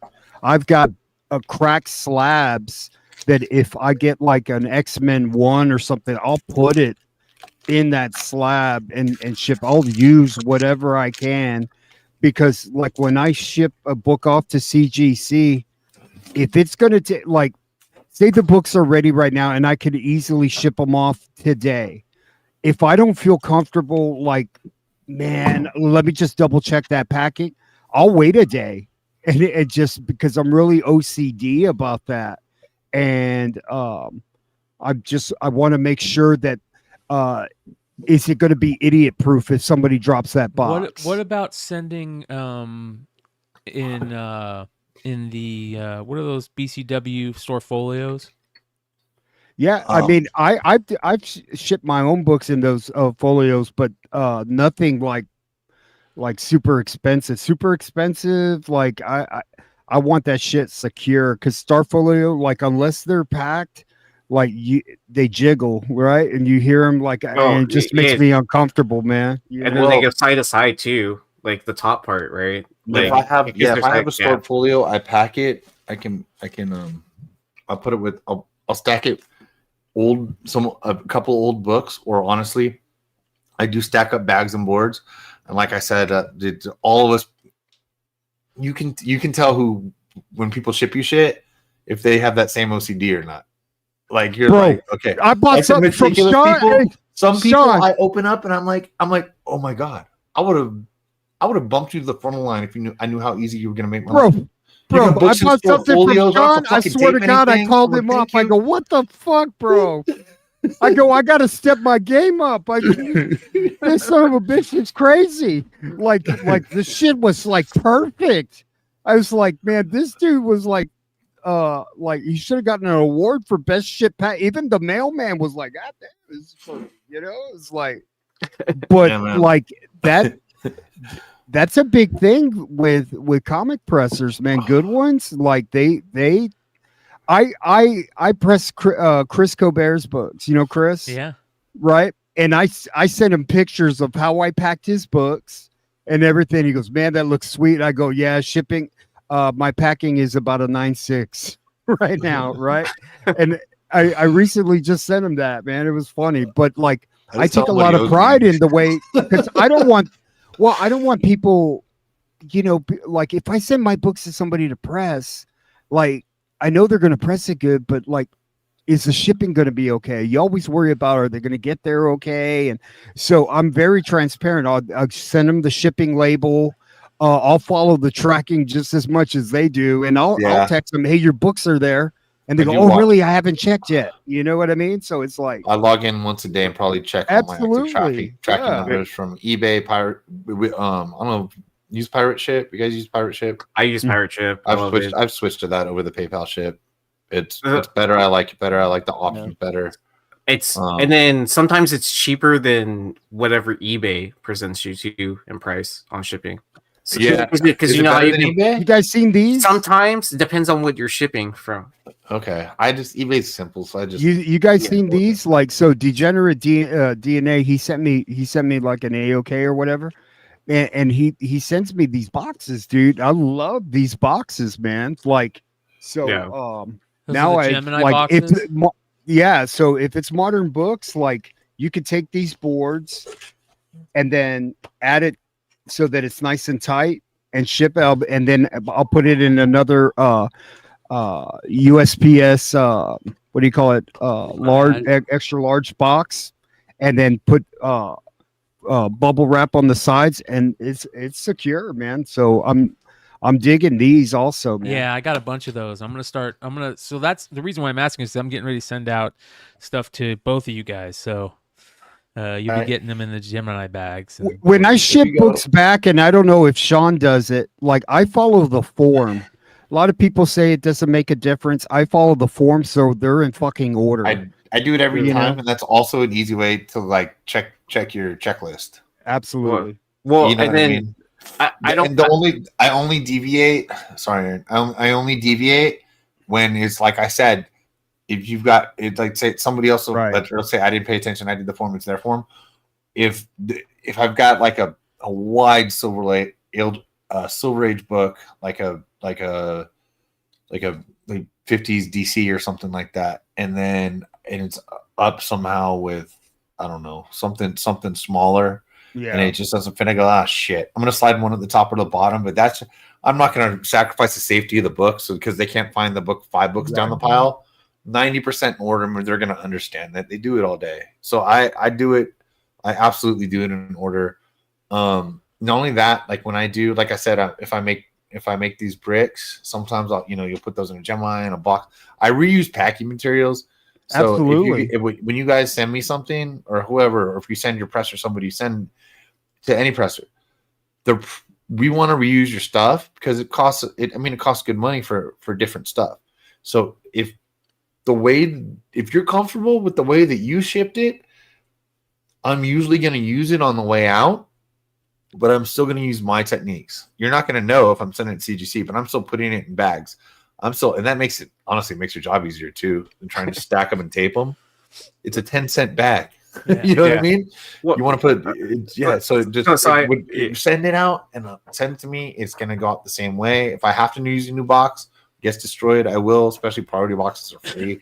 Yeah, you know. I've had people send me like submissions and I'm not trying to like pick on anybody or whatever, but like all the bags and everything, they stink and they're old and like I'm not going to ship that to CGC. Like, and a lot of times I don't charge for putting new bags and boards. I'm just like, fuck it, I take the loss and just fuck it, man, Yeah, or like, but because I feel like if I send that to CGC, the shitty boards and the smell and all that will count against me, dude. Like, and that's my rep. Yeah, you know what I mean? Yeah. Real quick comment. Go. So one time, like, I bought something from Sean, and then he bought something from me, like, right after. I reused your packaging and just slapped a sticker over yours. Go for it, dude. Yeah. And then, so I don't know if CGC ever says that you have to put all those books in order, but I know PSA, when you submit cards, it has to be in that order. It says on the order form for CGC to keep them in that order. Okay. Yeah, definitely. So even that, when I do, like, say, some people, like, the CGC boxes are great because, especially holding raws, because they're holding slabs, they're holding plastic. So, like, CGC boxes are the ones that I never throw away. Like, they gotta have everything in there. They're gold, bro. Oh, dude, I got a bunch in there. I use them when I can. You got expensive stuff. I'll be like, okay, cool. I've got it here. Or I remember there. He likes to send me stuff in 2 boxes instead of 1. I use the CGC boxes to conglomerate. I did that to Joe. Like, I think the first time I ever used him for grading, like, I had a smaller CGC box, and then I put all my stuff in like in Gemini mailers inside the CGC box, and then and then padded it up so it wouldn't move around and stuff like that. So, and then I even number those.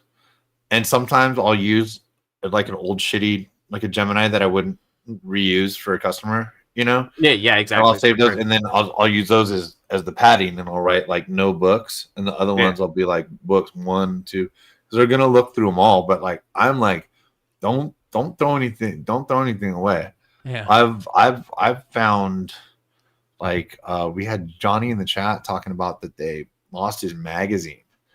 It just makes you think of a time when I went. This guy he had a magazine like in a bigger separate cardboard that was the size of the box, and it's got peanuts in there, and it looks like the bottom of the box of this big box. And so I pull out all his comics. It doesn't tell me, and I'm not talking about him. He just said CGC boxes books. I wonder, I don't know how it was packed or something, because the magazines can't go in the same bag as a comic. It's just math. Yeah. And so not Common Core, but like regular math. And so basically, like, if you open, if you got to check through the whole box, but like, I'm like, oh, there's a magazine on the bottom. I'm like, my bad. Like, you had to tell me that, dude. I'm press your comics. Most people actually ask, do you press magazines? I'm all, it's paper. Yes. If somebody has like 2 magazines or something like that, like, I may get paranoid and just put a top loader, because I got so many extra top loaders too, and I'll just like, fuck it, Oh yeah, I always put my expensive books in top loaders, even when I send it to CGC too as well. I think Drew has those on his whatnots. Because a lot of people, they'll buy a book and like, can you put that in a top loader? And it's like, those are like $2 now, dude. Like, no, like, don't be a jerk here, but like, I don't keep hundreds of top. I mean, I don't have as many because I've used a lot of them, and I only use them for shipping. I don't store books in them. But I mean, some. I got 1 box of like oversized that has a bunch in there, but that's it. And so they'll say, and so I think Drew sells them on his whatnot. So however many books you buy or whatever you want, you can click in there and buy. I mean, I think he charges like $3, but it's like, if you want it, he'll give you the option, and that's fair. Do you take a lot of pictures, Sean, or do you shoot videos and things like that of how the books are when you first get them? Like, I mean, I do. Should I? Well, no, like before and You know what your afters book's and like. stuff like that. I think you should. I think you should to use for content, you guys. 100%. You guys should I do both some, but- have. You guys should both right now have a table Hood's set good up at this, where I'm you not. where you have a badass camera and a badass lighting system that shows the pre, and you take one picture, and then through editing software you can zoom in on that, and you can move it around. And on the really good shit, people would love to see you guys do a time lapse of have a GoPro camera from afar showing you do all your work, whatever you like, a time lapse of that. That would be killer content, you guys. Nobody is doing that pressing wise that I know of. Well, Hood posts a lot of before and videos. afters. Yeah. But I'm Before, talking about afters, and how his cool would it be to potato shakes or whatever. People want to see the sausage being made, And you don't necessarily Yeah, have to but show 'em, like you just I show 'em. do books that are really test videos. fucked It's up. my job. I Yeah. do books that are really fucked up, and you bring them back to life. A lot of the books are like spine ticks and shit like that. That's the before and after is minimal. Like when you're trying to take a 9.4 to a 9.8. I mean, it's minimal stuff. Like I rarely get like a 3.0 trying to go to a 5. But when it happens, that's when I'll do the before and afters. Like I know Phil had a 1.0 Hulk #2, and we got that to a 3. So I mean, nice. What up, Vinny? What up? I feel underdressed now. Vinny. I know. I came straight from an event. Business Oh, Vinny, okay. dude. I love it, man. Came straight from Alright, an give me a event. second. Here, I'll match you. I'll wear my sports coat then. Nice. Mine's Making getting. me I'm feel still like gonna keep my hoodie for the on. Fred Bolitnikoff dinner this There week. you go. I like How about it. that? Brian, check our Google chat. I finished that. I had to take that picture. Oh, I Did you- haven't worn this coat in a while. Did you guys talk about trap toys? Well, we're just Oh, you know about what? to We get haven't- into no, we that. haven't yet. We're just about to get into that. Yeah, hold on. I just saw that on the description. I'm so mad, Sean, that I missed. Earlier today. I was like, damn. I joined the Patreon and I was trying to find the link to the damn Busta Rhymes thing. I didn't even realize you put it in our little group chat like on Monday. Yeah, with a password. Yeah, I too. might have.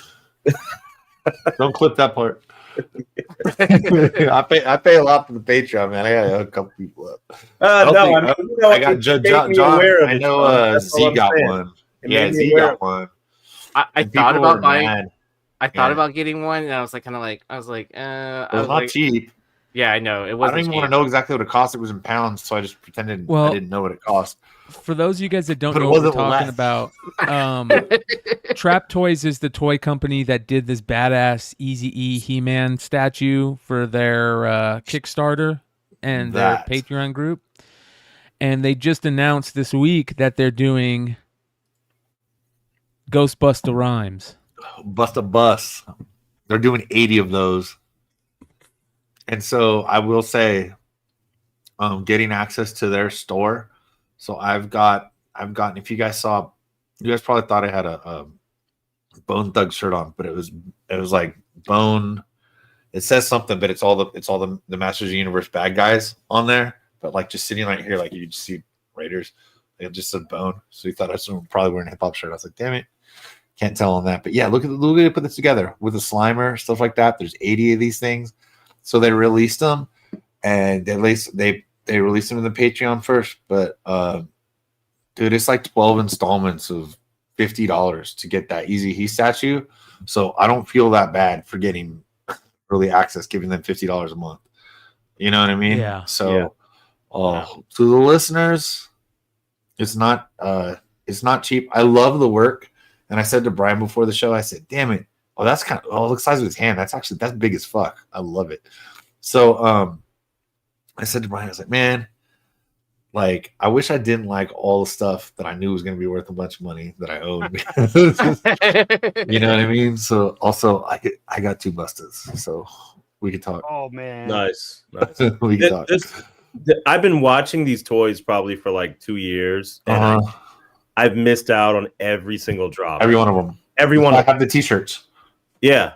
Every drop, like the Ice Cube, the Duck. What is it? Duck. Doughboy Duck. I got a Doughboy Duck T-shirt. Look how cool they put the bubble on. The bubble's on with magnets. Dude, all their releases are super sick. Super sick. Dude, it's a few minutes long. They have a video. They show you how they do everything. It might be this one. The Jake the Snake. Yeah, if you want to, I mean, if we want to bullshit and like let this play, like this was not my attention spans. It's hit or miss, but on stuff that I love, clearly it's better. So I can talk about freaking comic books for so long.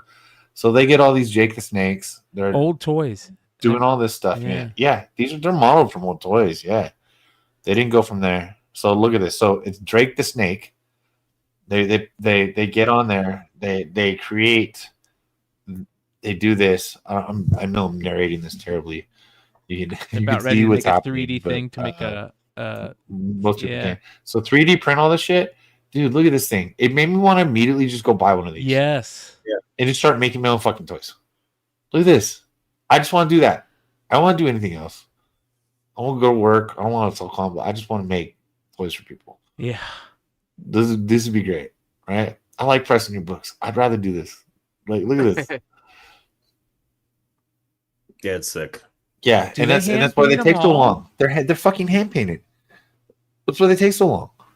Unreal. That the Yeezee, they're working on those statues, dude. It's a year-long project. Yeah, there's another guy that's really dope named Fato. He goes by. I think he's in Thailand or I don't know where he is.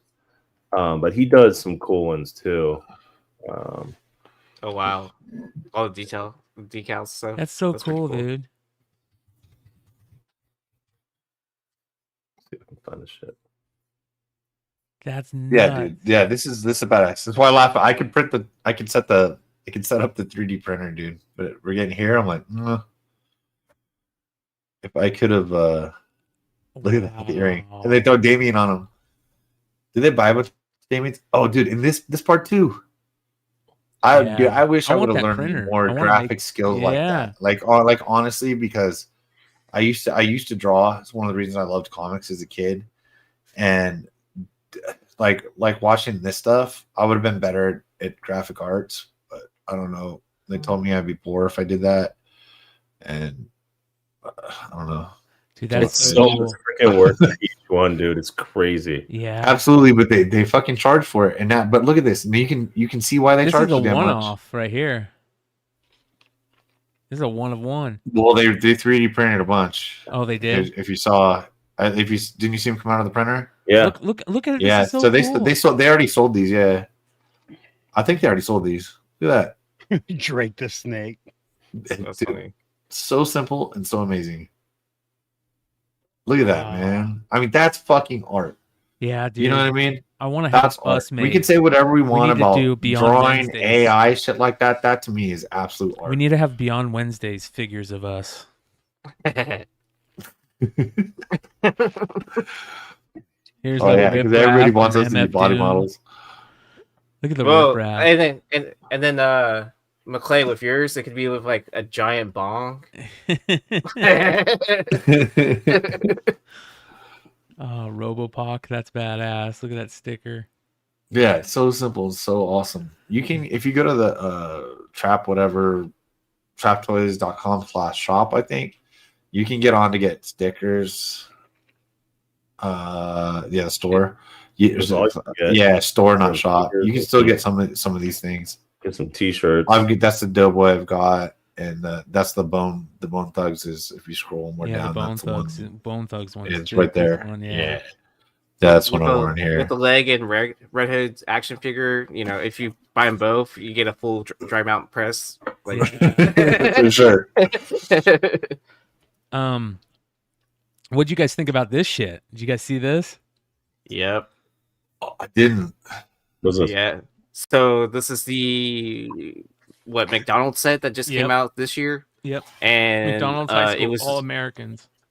Yeah, so it was released today, and then Bronny James is in this set. Wow. And so today's the release day. In a shop, someone pulled the one-of-one Superfractor they're thinking that this is a image variation, 1 of 1. Wow. So, but because they don't have the complete set list out yet, and so I saw a couple autographs have been pulled too. Yeah.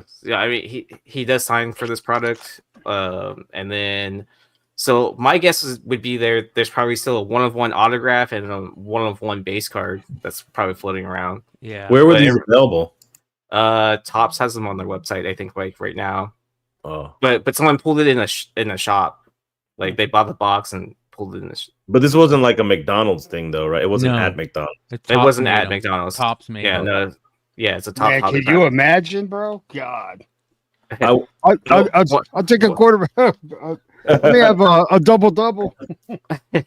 I walked by that store called Lids, where they sell like the hats and stuff. Mhm. And apparently there's something with Topps, like Fanatics. Topps branded lids, where if you buy them, you get like a pack of like Topps Chrome cards. Yeah, Yeah.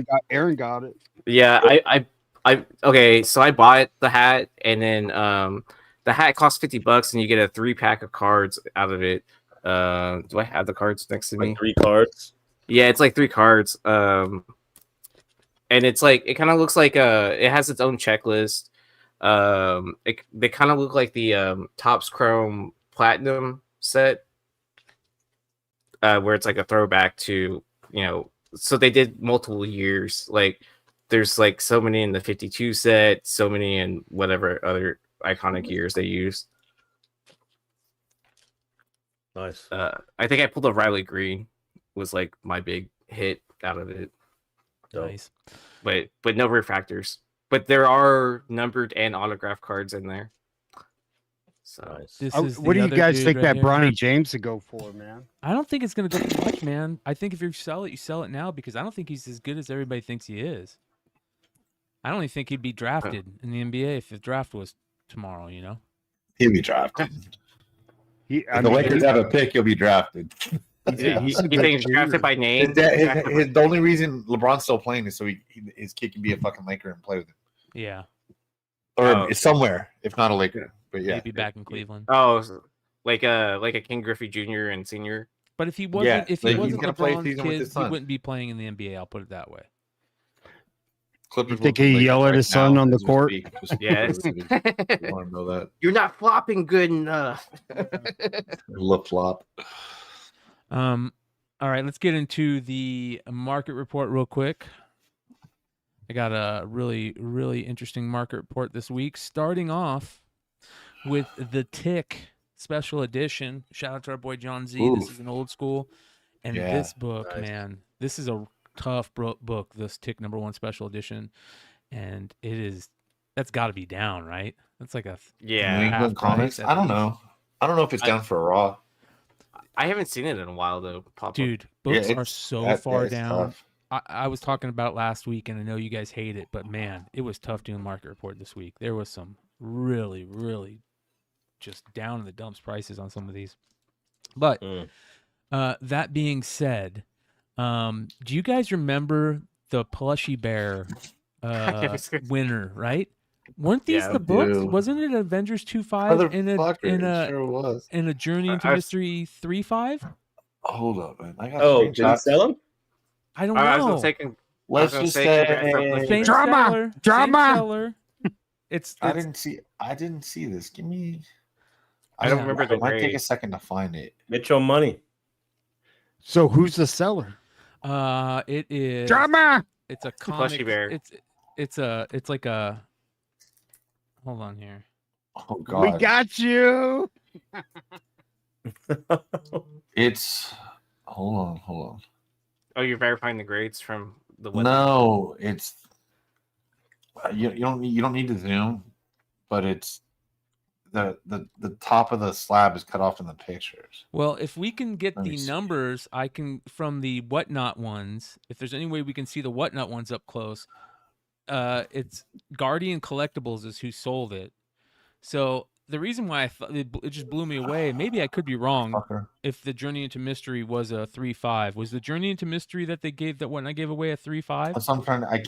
I can't see on. Hold on. Somebody knows. Oh, Somebody in the chat. Look, I'm not. Yeah.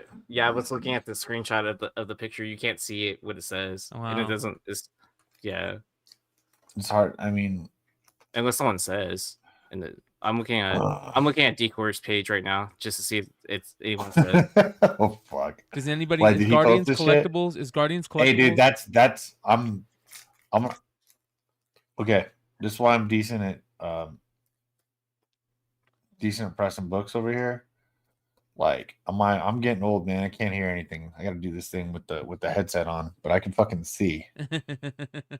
And I'm gonna right now, I'd bet $1,000 without being able to see the grade. That's that same gym.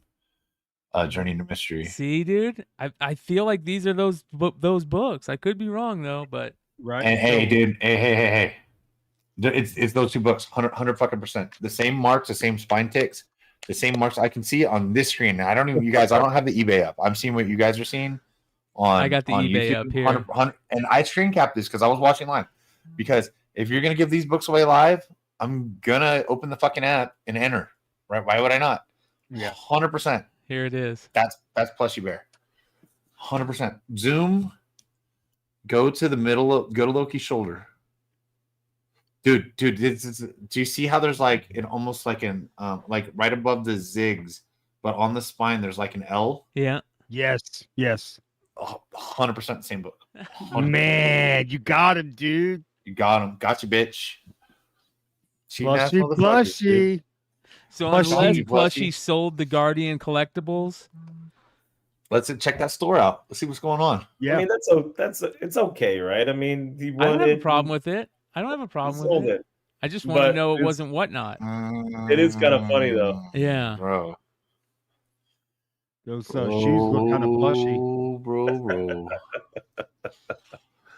I will say if that's being Plushy Bear is the name looks a little more like the other collectibles, not the comics. Of course, I have no problem with them selling it. I don't give a fuck. Sell whatever you want, man. Yeah. If you don't give me like something's like a gift that like means something, like I'm not gonna sell your things. But if you give me if you just throw in free books because you like me because you want something, might forget that you gave them to me and sell them. You know what I mean? Not like things that have been, I've had friends throw in a wedding gift. Do I have to give those back now? Anyway. I wonder if this seller sells on Whatnot, bro. I screen capped their thing. Definitely not. If it's not, I didn't look at Guardians. How about plus? Hold on, let's do that. Guardian _ collectibles. Whatnot. Hold up. See what's going on. Whatnot. Man, we cracked the code here, bro. Whatnot. Oh, we do, dude. Sleuths dude. $6,000 they got for this. Die air of a 2021 Golden Eagle. So are they Guardian? These look like all giveaways on Whatnot. So fucking true. Woo! All right. So was it Guardian? What's the name? Oh, it's that football player that used to sell. Yeah, is that he was a Raider. eBay. Don't these look like giveaways that you would win on Whatnot in the purse area, the trading card game area, the comics, a couple coins, some Pokemon boxes. Bro, we got Plushy Bear. Funkos. Dude, that's the old dude. That's the old desk, like in a corner of the office, because Whatnot rented like an old school. Einhorn is the man. They make him work in little kid desks. They're like, hey, after you win the raffle, dude, just take a picture of it on that desk over there. What's the hey, we scroll up though? I'm trying to look it up. What's the name of the seller? I'm trying to look him up on Guardian _ Collectibles. Guardian _ Collectible. AKA Bolo. Hey, I did there. I will say this. I think Whatnot's been a good platform. They're letting so many people in. Guardian, not a seller on users. Never mind. Yeah, at least there's not a Guardian _ Collectibles seller on Whatnot. Yeah, okay. Because they had a Plushy Bear and a Guardian _ anyway. kind of okay. They might have just won it, but Yeah, I think right. they've done good. But man, they tried to be decent for gatekeepers, but you know, the all of us, I think we can only speak to comics. So I think all four. I know the four of us were four of the first fucking sellers. Period. Yeah. You know, Yeah. I think Bryan started under the tails, Yeah. but like we're definitely four of the first. You know, we've all won books from each other. That's for sure. I was like, Yeah. that cheap. You want to keep it? I felt like we were trading books with money. Yeah. We were, dude. Pretty much, dude. Yeah. We each win a $50 book from each other for $6 each. For like, all right, I $50 books, dude. Man, I had so much fun back then, dude. I loved it. God, I loved it. I want to do it Yeah. again. I had a good time when I did it. It's just a lot of work. I'm about You to know? make Drew, sure what up, people- dude? So hey, Drew made it in. Talking Yeah, I about saw. Whatnot. Hey, eBay and Whatnot. Wanted_comics with an X. That is our friend, trusted seller, and he's got more variants than anybody on the fucking planet. So I'm about to start making people angry again, just like Here we every go. market report, because we all missed out on the Saga of Swamp Thing #20 signed by Alan Moore. Oh my Oh god. wow. That is Damn. crazy, dude. I mean, does it have the $444. authentication? You know, the 90s paper with somebody. Yeah, it is. It's Alan Moore's. You know what I mean? Here's the with hack the slash seal and shit. annual #1, the Suicide Girl variant. Ooh, love it. Wow. 400. So many good hack slash covers don't get as much love. Is this a flip book? Is that cover don't a flip know. book? You guys remember the Suicide Girls though? No, everybody's a Suicide Yeah. Girl. I hung out with the Yeah. Suicide Girl at South by Southwest like 2 years ago. Yeah, Dude, Tomb used to be a photographer for Suicide Girls. Tomb did. Yep. Or for one of their models or whatever. I don't remember how that relationship worked. Grandma. But yeah. Yeah, I was with an A&R from Sony Records and from RCA, and he was like, "Hey, I'm friends with this Suicide Girl. She wants to meet up." So we ended up meeting up with her and her friend and playing pool. The one I was thinking of was the Resurrection one. It's hack slash Resurrection. Whenever I think about that, I think of that when John Travolta's buying heroin in Pulp Fiction. Yeah. He's like, oh no, the one with all the shit in her face. He's all, that's my wife. So good, dude. Have you guys ever seen this Amazing Spider-Man 12 Japan Aoki limited variant? No. Isn't this the one where if you bought a certain T-shirt or whatever, yes, then you got this comic? Yes. Yeah. Where is Josh? I saw Josh was in the chat. He should be. It's super rare. Super yeah. fucking rare. That is cool, man. Look at that. $1,200. That's nuts. I actually remembered something from all these podcasts. Yeah. Yeah. I'm not smoking enough then. That newsstand, is this the same one? Did it not sell and it go back up? Oh, because we remember had that shitty Magneto. Uh-huh. They're like, yeah, Deadpool's on the X-Men. Another Fuck 9.6 you, newsstand. This idiot. time $3,000. Ooh, I don't know. What did it sell? Didn't it sell for more than that before? Yeah. Yeah. Wasn't it like 10,000 or something? It was like $6,000. Wasn't okay. it? Well, I think it has sold for close to 10, but I think this particular one was like last week or the week before. I felt like it sold for $6,000 like a week ago, right? Ooh. Like 6 or 7, right? Which is fair on the market being down. Is it the same seller? I'd probably be in at 3,000. I'd like some really good close-ups, of course. So it Right, sold try and for repress it, get it $46.50. right back. Same exact one. It looks like $46.50. Let me take a look. So this one is Comic Select, and it's 04. Comic Select 04, and then the other one is So it could be a scam account? Yeah. Is what I'm basically hearing. Yep. Same book. Or, I mean, Same book. yeah. So it's either a scam account or someone actually did cancel out the They book. have and they tried to 275 feedback. So Mm. that's a I bummer. don't They know. got screwed on that one. Hulk 180-190 sold for $7,000. that hurts. This Ooh. feels back to pre-pandemic. Yeah. Yeah. It's just not, one of the not great. bad, though. I mean, that's kind of where it was. around 7-O's that were selling for over that. What's during that? the One of the pandemic. greatest books in comic history, and the only thing going against it, and for but just that it's plentiful. Yeah. You know what I mean? Like you can always get them. They're on eBay. You know, that's why I've loved the variant game because you can get a Hulk 181 whenever you want. You got to pay for it, but it's attainable. I mean, you can get it. It's you can click on any website. They've probably got one. There's one on the wall by any of the big dealers. You know, but I like that part of it too. It's not a big deal. Invincible Iron Man #1, the coffee and comic store variant. What was that called? What was that comic store called? Coffee store too?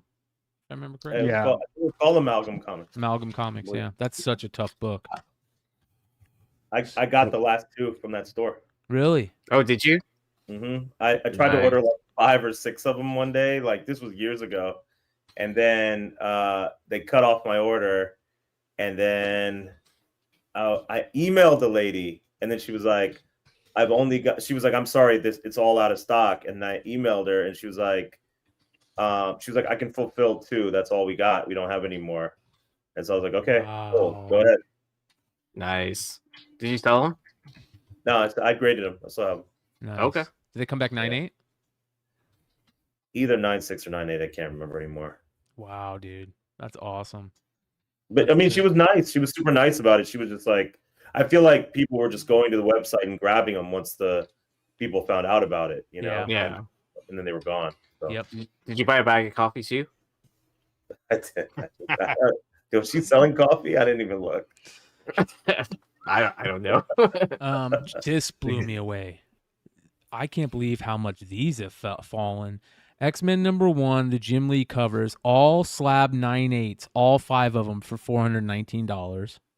A signature series 9.8 of #1, the regular with Cyclops and Wolverine for $285, and then a signature series 9.8 of the fold-out collector's edition for $500. This thing has fallen so much in such record time. It's unbelievable.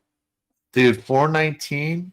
I would love to have those 5 right on that shelf instead of whatever crap I have up there right now. That's real life. Yep. To me. Like I mean that dude, that's when comics were starting to hit, and then Image took over in our heads, you know. They got Jim and oh god, dude. That's Jim Lee at the height of his powers, bro. Yeah. Oh yeah, man. Yeah. Man. Look at that. That's unreal how much those have fallen. I mean, I'm telling you guys, the market crash is happening in collectibles. If baseball cards have crashed so much, it's unreal. Comics have crashed so much, it's unreal. Yeah, but there's a lot of shitty baseball players out there, dude. You I'm know, talking sports cards, period. You know what I mean? Oh, okay. Yeah. Look at this, a Punch 11 sold for $721. Now I know it's no Punch 12, but it's kind of cool. It's an interesting cover. It's got a skull cover on it. $721. What do you cards, comics? What do you guys think was more inflated, or do you think? I think the cards were more inflated. Oh yeah, cards were way more inflated. But I mean, that's I also think so, too. But it's also a broader spectrum of people that it affects to. So it's hard to judge on that. Your comics are finite. You know what I mean? It's like a niche collectible. Sports are more universal. Yeah. Maybe Marvel characters are, and there's 20 Marvel keys, 50 Marvel keys, whatever you want to say, that are like that people could be like, oh, hey, I've got the first Spider-Man, I got the first Venom, I got the first Hulk, whatever. That's just maybe universal, but the rest of it isn't. But I do feel like the cards were just made no fucking sense whatsoever, because the speculation on cards was like literally insane on these players that are like not proven. Right. And well, but then you could see it like on all levels too, right? From the basic retail level to the highest in box possible to buy, right? Like, think like Flawless or whatever, or even one of those like crazy Panini things that they would do like once every other year or whatever. But just to see the difference in that, and then like everyone jumping on board with it too, right? Like when you have like Drake breaking cases and cases of like Flawless open, like it's nothing, people were like jumping on that hype train of all that. What do you think about? Here might be another decent comparison. So we have clearly overproduction right now, and some of that is due to companies selling, Panini not knowing if they're going to make money, so they're overproducing. The product has become, first off, the price has gone up and the product's gotten worse. And comics, to be honest, not far off from that. You're getting a store variant, a version variant for $40 of something that you're not going to read, and we know that that ship's sailed because there's too many players in the game. When there's just people doing Delatos or J. Scott Campbell with his store, so it's just we've gotten watered down products at inflated prices, and I think it makes people not want to go into that. Like, COVID, we had nothing to do, and we can hit Target and Walmart and try to find some good cards. Now it's so hard to find cards in California, and now I can't. Not to what I see when I visit my friends in Indiana, or what Tony would find for F5 in Minnesota.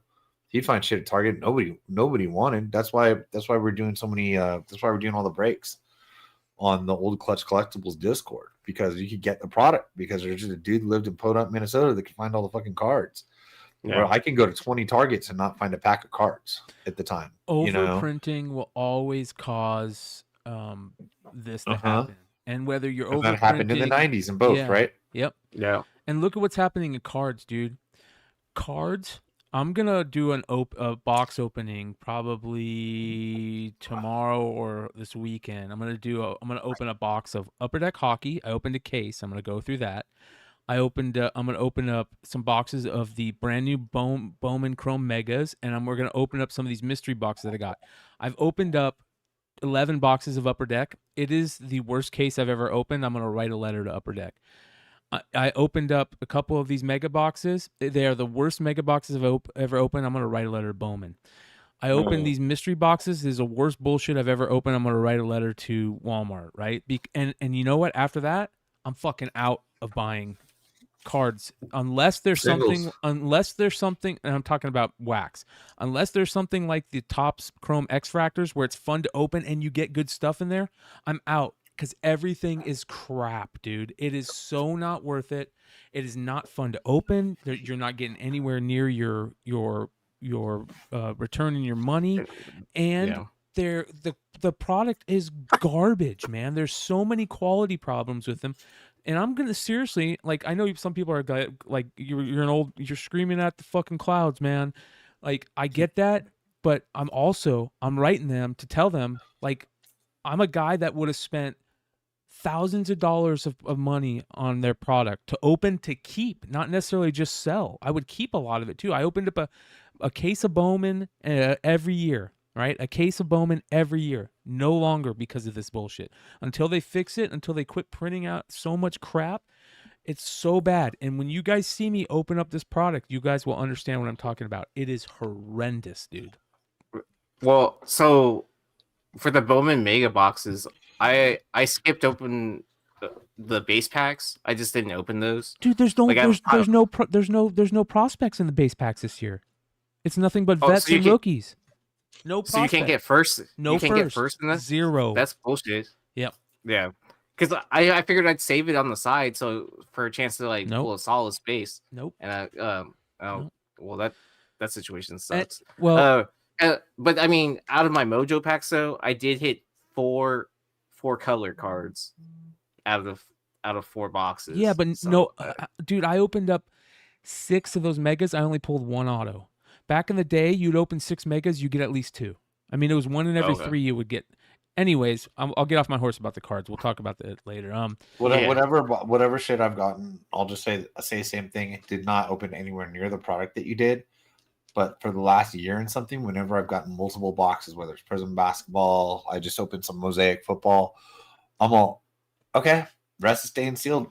Like it's just there's no fucking point. I'm not gonna pull anything. Like I don't. I'm getting absolutely nothing, and they're fucking like $50 a mega. $50 a box. $60 a mega box. Bro. Yeah, 60. and not that 100 for a mega box. I know nobody wants Raider cards, but like I at least put my favorite team to the side, and not with the I just whatever. I put my team in a box, whatever the fuck. I didn't get a Raider, but I got 2 Andre Johnsons in one pack. He's retired, 5 years ago, 6 years ago? You're pulling head coaches and offensive linemen. And I'm like, what the fuck is this, dude? All my rookies were linemen. I got what I get one. I think I got like one base decent receiver rookie or something like that. They're and it garbage. was just, and I'm all this is fucking horrible. Yeah, like I'm just absolute trash. There's nothing. Like even remember when they throw in you at least get like one hit per one of those, and it was always it's usually just the stupid jersey card, like the one thick card with the fucking non-game one fake jersey. fake jersey, non-game, just stupid. At least you got one, right? Yeah. At least you're like, okay, is it going to be a good player or a shitty player? I went through the whole fucking thing, and I'm like, and I just keep going through this. And I'm like, I'm not getting anything. I didn't even have that one glimmer of hope that the one thick stupid jersey card might be autographed or just a player that people like or any rookie. That doesn't even happen. Just absolute shit, dude. Dude, check out this Punisher 218 photo variant, man. 9.8 sold for $406. I felt like that was like an $800 book. Am I wrong about that? No, that book was expensive at one time, man. Isn't that an incentive too? Like a 1 in 25? I thought it was, yeah. Yeah. This is a badass Punisher book, dude. Okay, we got some Canadian price variants coming up. Look at this. 252 Canadian price variant, 9.2. Less than $300. Wow. And I get it's a 9.2, but it's super cheap. And the argument's right on the cover. Secret Wars 8 and 252 are fighting each other right on the cover. So another Canadian price variant. How about a Teenage Mutant Ninja Turtles #1 Canadian price variant, 9.8? Remember when that book was selling for $2,000? Easy. Yep. What is going on, you guys? Easy. Jesus. Unreal. Giant Size Spider-Man #4 is a book you don't see very often, especially in a 9.8. Third appearance of the Punisher. Beautiful. Look at the color on that. Sold for $2,000. I really like that. In my head, that's the most underrated Punisher book, not including a Bernthal or something. Like we just showed. Most underrated Punisher book. Impossible. It's hard to find. It's square bound and overprinted. So to get sharp corners, to get a decent spine, you do not understand how hard a 9.8 is to get in this book. Yeah, I guarantee you, there's not a tougher 9.8. The way it was printed, I'm sure. Yeah, there can't be that many on the census, Sean. There can't be, dude. Even like a warehouse find, man. It's got to be. There's something wrong. It's impossible. Staples and not sharp corners. It's impossible. Yeah. G.I. Joe 155 final issue, classic cover, 9.8 sold for $636. Yeah. I mean, that's super fucking scarce, man. Like, yeah, that might be a good sale price. I don't think that's ever been like $1,000 book or anything. That's a tough book, but it's down in price for sure. I definitely know it's a tough book. I've never found one. Yeah. And trust me, I know to look for the last G.I. Joe issues. That was like always look for the last first things you learn flipping. Last 10 of them are always tough to find. Oh, 100%. Oh, yeah. Or Snake is on the cover. You just buy it. Here is a Walking Dead, the Hyundai 2014 Hyundai Special Edition. A 9.8. A 9.2 also sold this week, but this 9.8 sold for $850. Oh, that was a fucking $5,000. Yeah. The thing's impossible. You had to get it with a Hyundai. Where's Clutch, man? He told the story about having to go through those things to sell with Hyundai cars. Literally, he tells the story, and I'm not going to do it justice, so I'm not going to try. Couple Rick and Morty books, and shout out to Jesse James Comics, who's in the chat. He at one time, I think, owned every either at least 47 of the 50 of the 1 in 50s of that Rick and Morty book. I had one, so he didn't. I got a 9.2. I know I sold it for $1,400. Yeah, I remember Jesse buying. I think he bought all of Oni's backstock of Rick and Morty at one point, and he had a short box full of those Rick and Morty 1 in 50s. 47. Dude, that book, that's the most impossible book ever. Yeah. Oh wow, 300. That's super low. That's yeah. Oh, and then to answer your previous question on the giant size Spider-Man 4, there are 25 9/8 on the census. Wow. Yep. How many? 25. Not much. Okay. For being printed a lot, that's not a ton. Yeah, and there's a total of 1,000 graded too. 1,052 to be exact. Okay.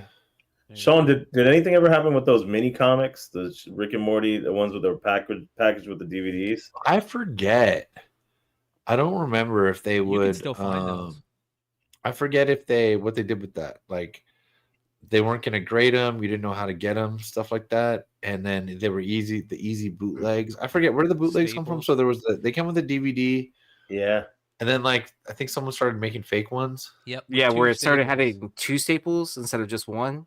Is that what it was? Something like that. And we all just started buying all the DVDs off fucking Amazon. Yeah, me too. I've just found like 4 or 5 still unopened the other day. I think I thought they were bootlegs. I was like, fuck it. I stopped doing it. Isn't that the one Jimmy Linguini found or something like that? Found it. Yeah. Dude, Jimmy was in Thoreau's chat the other day during the whole Epic Nation stuff. Yeah. I hope he's good. The guy knows comics. I'll tell you that, man. I learned a lot from being on shows. I didn't realize that the Rick and Morty Pocket Like You Stole It Nerd Block variant sold for so much. I think I sold it for $1,500. Wow, dude. What? It got like if you guys can find GPA, I'm pretty sure I got a 9.8.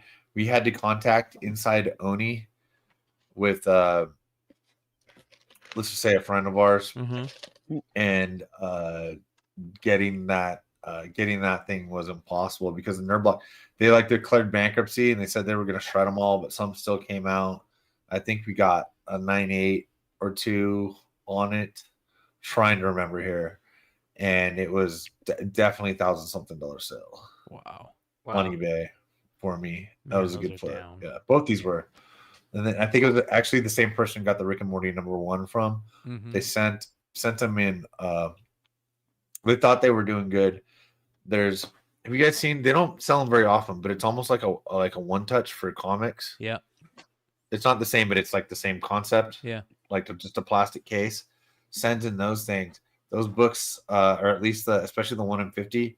The way Oni prints those things, they're like these. I don't even know the material, but it's like plastic. They're very susceptible to scratching.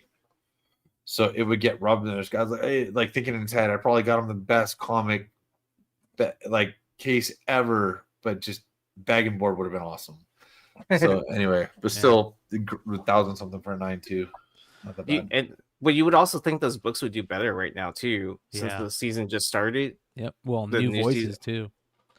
Yeah, but have you heard of Justin Harmon came out with a really good article in a recent magazine where he talked about everything, and it was really good. I read it. They sound the same. There's one guy that sounds a little bit off, but I'm sure fans probably think that they sound way off. Look at this, another Ebon #1, the first black superhero book in San Francisco that we talked about. Another one sold. This is the rare newspaper copy version, I think. Sold for $1,600 on 25 bids. Crazy. Yeah. I want one of those, dude. Those are cool. Valiant #1. Bloodshot #1, the Chinese variant. I've never seen this. Have you guys ever seen this or heard of this? No, is it from the movie theater? No, this is of course Vinny's like, yeah. Nah, this is when DMG bought out Valiant, and then they started doing these. Variants. This was like the Chinese company that bought out Valiant. Gotcha. Back in the day, yeah, they started doing these variants, but they were pretty scarce. I remember, but they used to go for a lot more though, like 12 to 1,500. Yeah. So this is down low for these, and then 9.8 especially. They're super rare. And then at X23 number 1 in 25 Del Auto raw, very fine, sold for $550. Wow.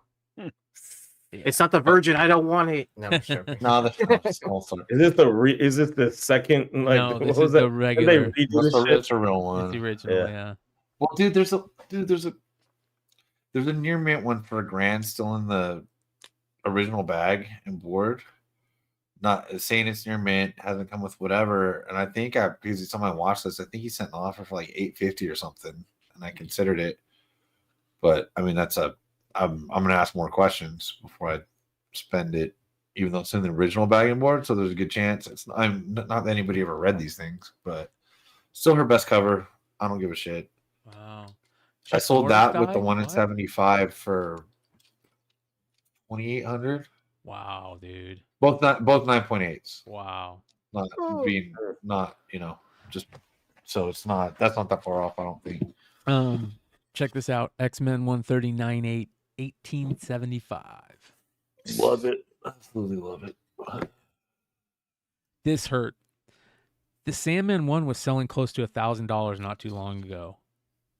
It's down to $489. And a Sandman 898 is $600. Oh wow. Dude.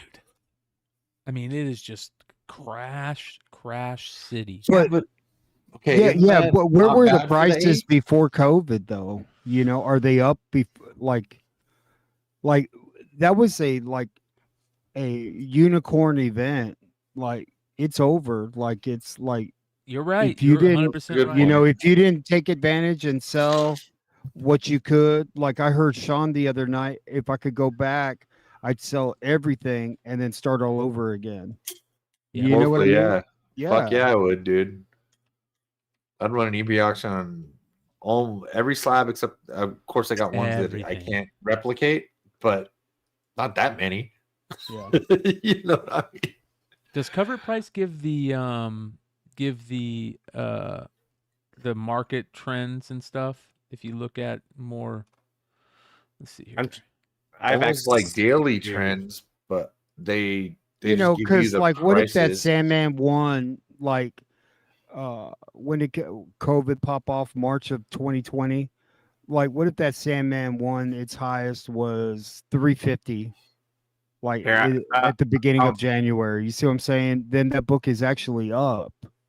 You know what I Okay. mean? Because we'll never get back to COVID. I mean, I'm on GPA right now. So a Sandman number 1, the 2021 average was 1,160.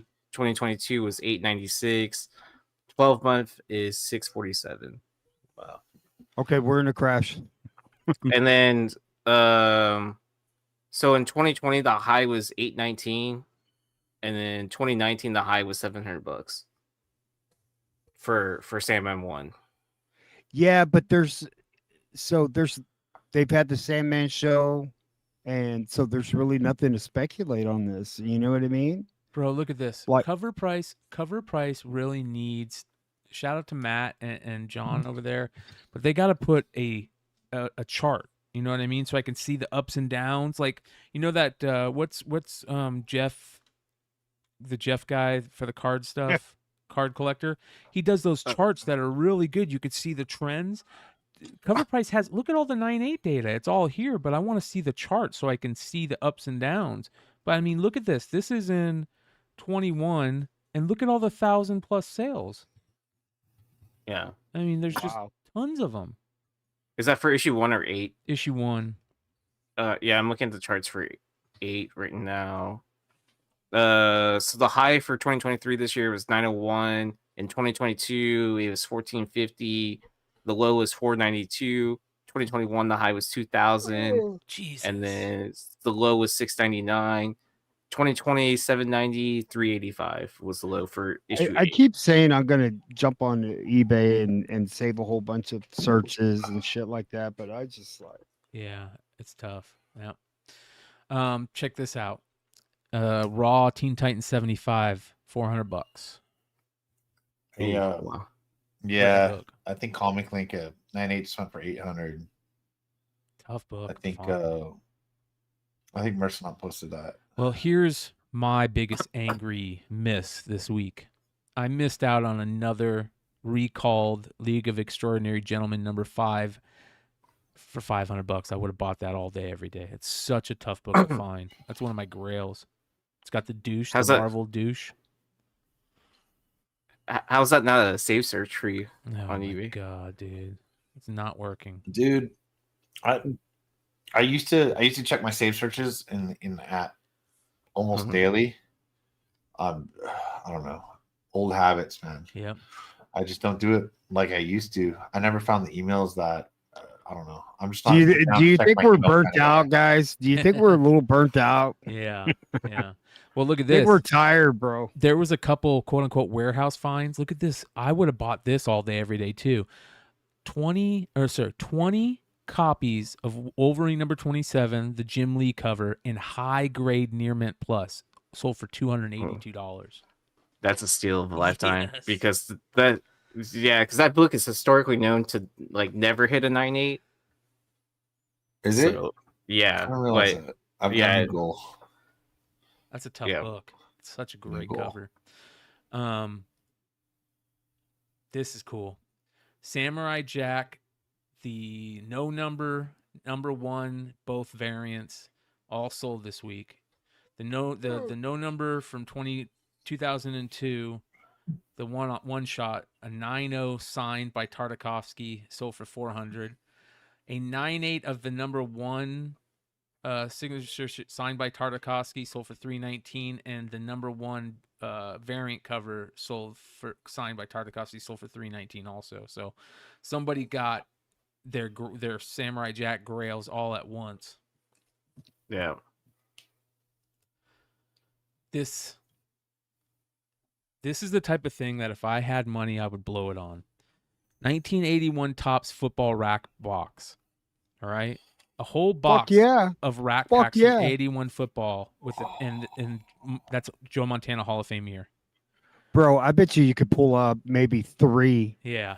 Out of a rack box. Yeah. 3 rookies, man. Not just like numbered refractors of offensive linemen. Well, that's a tough set to pull the Montana because there were so many cards in Topps back in those days. There's like 600 cards. Isn't the Jim Burt rookie in that 81? Yeah, I think so.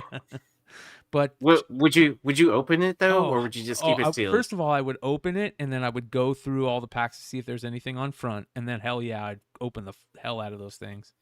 I would have a great time. Man. Can you imagine pulling a Montana on the front of a rack pack, bro? So cool. And I then you open the rack pack, right? Hood, you missed it the other week. I busted out my my Montana and Peyton on top. No shit. Yeah. Woof. Woof. Man, that Peyton, dude. Oh my goodness. How about a first edition Pokemon box? Almost 10 grand. That's all you had to do. Yeah. Was that the second set though? I don't know. It could be Fossil. Yeah. I don't know. I don't remember. It could be. It's not the the one where everyone wants the Charizard or whatever. It says Fossil first edition, so I don't know. Maybe. Guys, if anybody wants to take a little detour on Pokemon, talk about this with the video games. Pokemon Red or Green from 1996. That's the first ever Pokemon item. That's where it all started. Before the cards, before anything. Japanese version. There you go. Nice. We were talking about the goo. Here's another version of the goo. This is Toxic Crusaders goo. So, and that sold for almost $200. This is interesting. I'd never seen this. This is a G.I. Joe. So back in the day, they took the G.I. Joe molds and made Mortal Kombat figures out of them. And they just changed things up, but it was the same type figures. And I've never seen this. This is a vehicle. This is the Mortal Kombat Dragon Wing, and it has a Shang Tsung with it. And I've never seen the Shang Tsung figure. Sold for $635. And here we go. Probably the ultimate grail for He-Man fans is the Wonder Bread He-Man. There it is. the vintage original 1981 Wonder Bread He-Man, loose with all the accessories, sold for $1,200. So, and I feel like that's down. You got that one, Sean? What? The No. Wonder Bread He-Man. No. That's it's Wonder Bread? tough, No, dude. I don't have that. Super tough. I don't have that many. I don't have that many toys anymore. I definitely don't have that one. I like it. I got Anti-Eternia He-Man. That's close as I get to like dark color He-Man.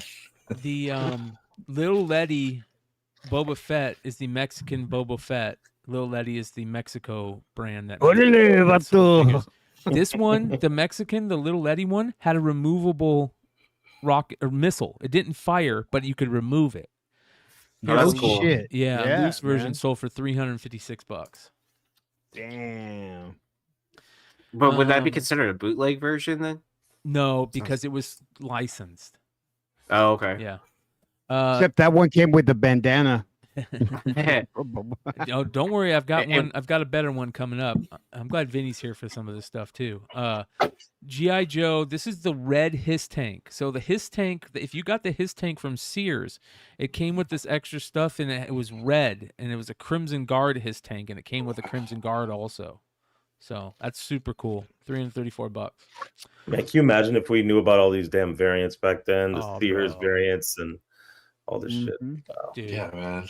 This right here, this middle thing is one of my all-time favorite things in life. But how would you have got them? Yeah, Sorry. you would have sent it. You know what I mean? I had all the Sears ones. That's where my mom got all my Oh. toys for Christmas from Sears.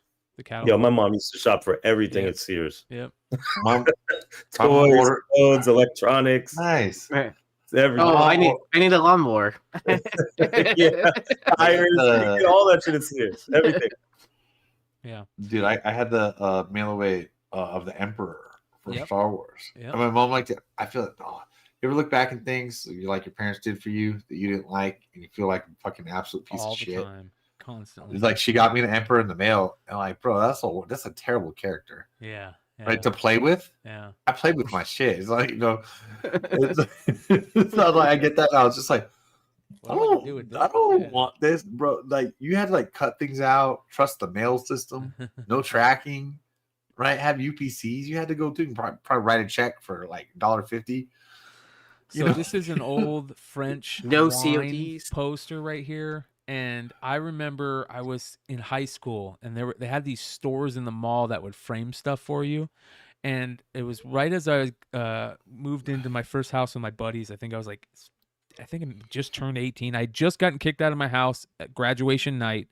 And so I was moving in with my buddies in this house and I had a bunch of drug money. So I went to the mall to buy some shit to put up, in the house and some furniture.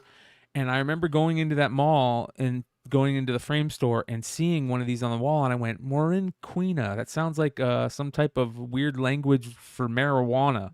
And it's a green guy, so it must mean marijuana. So I bought one of those. It was a reproduction, and it sat on my wall during all my drug years. And it was just such a cool poster. And now it's sitting above the shitter in one of my bathrooms. I want the original. This is the original. Morin Quina Green Devil French wine sold for $2,250 from 1906. Hey, That's bro. badass. Oh, I'm afraid the deflector shield will be quite operational. There's Wow. the Sendaway Emperor Is that figure it? right there. Yep. This is Sendaway Emperor still in the package. Bro, you stealing from my parents, dude? Dude, I remember that fucking box. I swear to God. I swear to fucking God. I remember that fucking box. Dude, I remember I waited fucking about 5 years for that fucking Admiral Akbar, dude.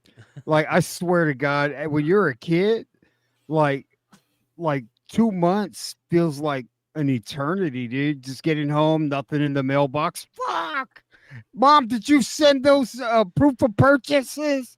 Like calling her out. Like, I know you didn't ship them off.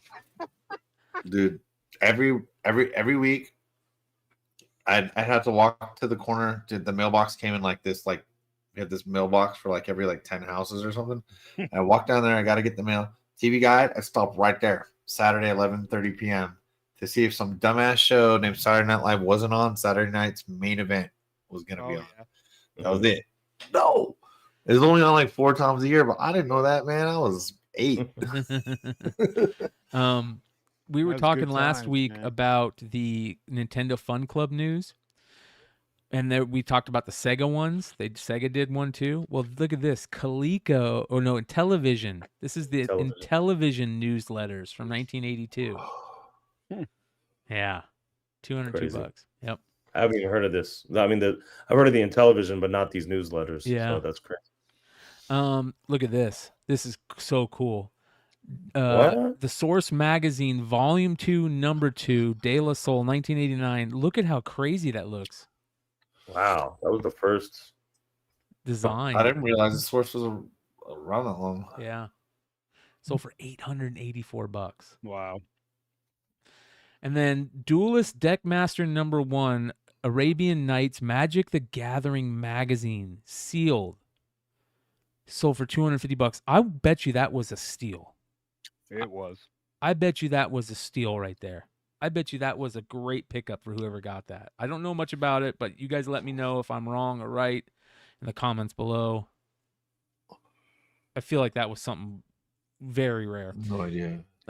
Vintage 1960s banjo, Beatles banjo with instruction and songbook sold for $2,275. So, Haven for Heroes saying that is an absolute steal. So there we go. I felt like that was like super rare. And then we have a couple, we were talking about Earthbound last week, the Japanese version. Here is the SNES one, the one that everybody talks about. Original packaging, complete kit and guide. So that would be CIB, right? Yeah. $2,425 it sold for.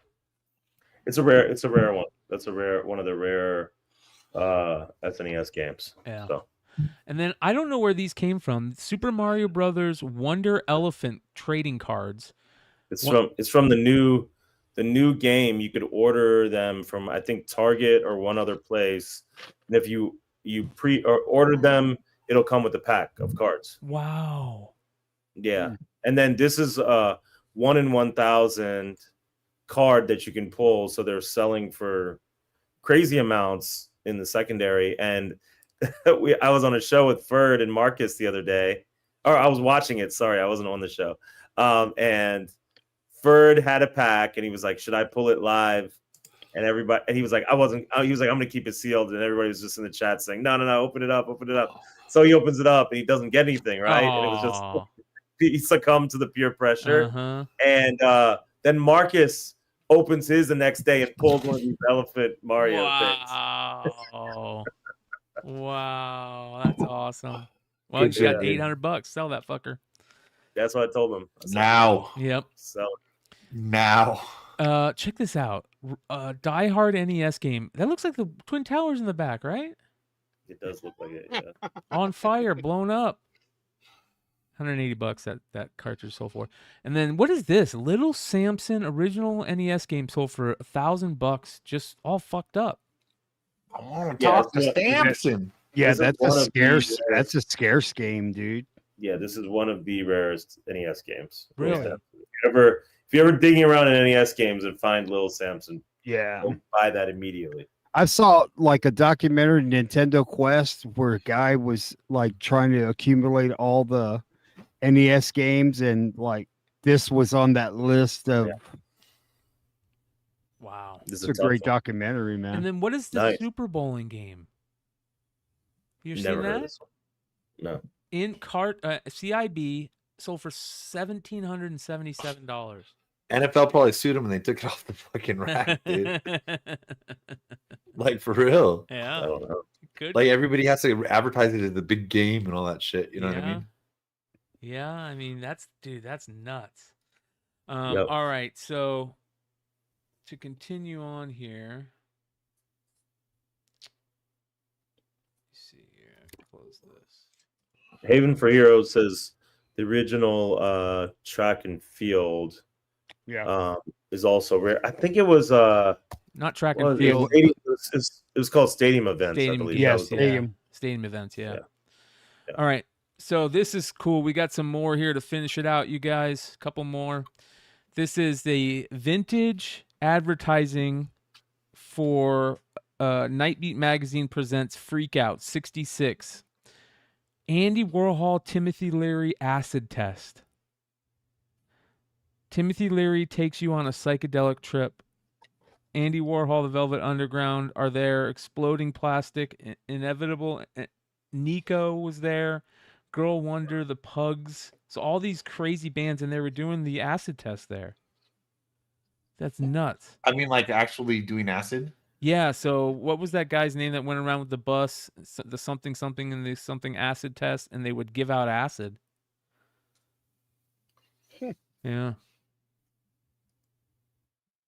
I don't know, but I'm down. Sold for $1,175. When you start crossing over Ken into like the Kesey, fine yeah. art stuff, Ken just- Kesey. Yep. Ken when you Kesey. start crossing over into the fine art stuff, that is, The who knows? topless, You know, you Yeah. have no idea. the topless girl from the Crystal Room. Yeah. Well, I remember her. Nico from Flipside. No, wrong Nico. Oh my god. All right, check this out. We were talking about Boba Fett. This is the Stan Solo Iconicon Boba Fett. I think I talked about this a few months ago. I want one of these so bad. Look how badass that looks. Dude, that looks fucking dope, Yes. dude. Nate buys Get the these. fuck out of Yeah, here. Nate buys these Stan Solo figures. Wow. Dude, I gotta have that, man. $200. $200. That's not bad, dude. Yeah. Look at how cool that shit is, dude. Yeah, look at the Dude, back. that's awesome, bro. Look at the back. I think it's gorgeous, to be honest. Yeah, it's the blinged out Boba Fett. Yeah, Bro, that, Yep. that is fucking badass, dude. For 200, that'll be my brother-in-law's Look at that, Christmas dude. present. But Yeah. Hell yeah.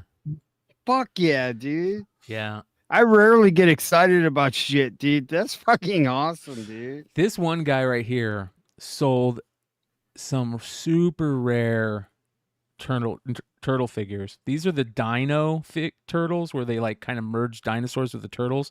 Here's Petrano Dawn, sold for $560 carded. Tricera Michelangelo sold for $515. Ankiel Leo sold for $455. Like unbelievable. He's got a bunch of other ones. He also had a Street Sharks. This is the Moby Lick figure. Look at that tongue. Man, two toy tongue things in the past 2 weeks. What's going on here? Sold some major figures. One person. So pretty crazy. Nice. Speaking of warehouse find, this sold for $3,000. Oh. All 3 issues of Voltron, 150 of them, 50 issues each, all in high grade near mint to mint case fresh condition. Okay. Wow. There's bundle straps on all of them. They're not near mint. I know. That's what I was about to say. Hood, you enjoy some bundle straps or what? Hell no, man. Fuck that.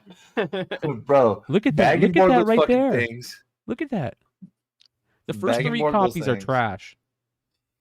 And Yeah, the the last middle 3 might be copies are okay, but dude, you're gonna tell me they never like the corner? Look at the corners though. Good idea. You can Like, see if you the can. Yeah, they're Yeah, all look at that. They're trash. all afraid, dude. They're all There's no trash. 9/8 Yeah. in there, dude. Yeah. well, look at the staples too. Staples, See yep. that? Yeah. Man.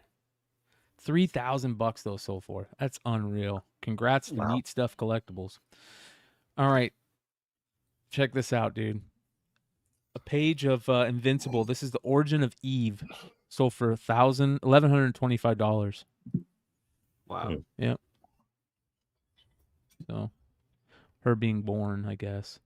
Eve being born, and then you got this page too. So you got a bunch of it. You got 3 pages here. Is it 2 pages? Looks like 3 pages. Yeah. Nice. Wow. Yep. Great score. Yep. 3 pages for $1,100. Invincible, Adam, Eve, issue 25. So issue 25, pages 3, 2, and 1. So issue 25, pages 1, 2, and 3 for $1,100. And anybody here holding Invincible that you're waiting to sell? Fuck. Yeah. I've been selling Invincible comics, and I don't even have that many. I'm beginning offers, watchers, and sales like daily. Yeah. On the whatnot ones, on the old ones, like whatever, and I don't have that many for sale. Wow.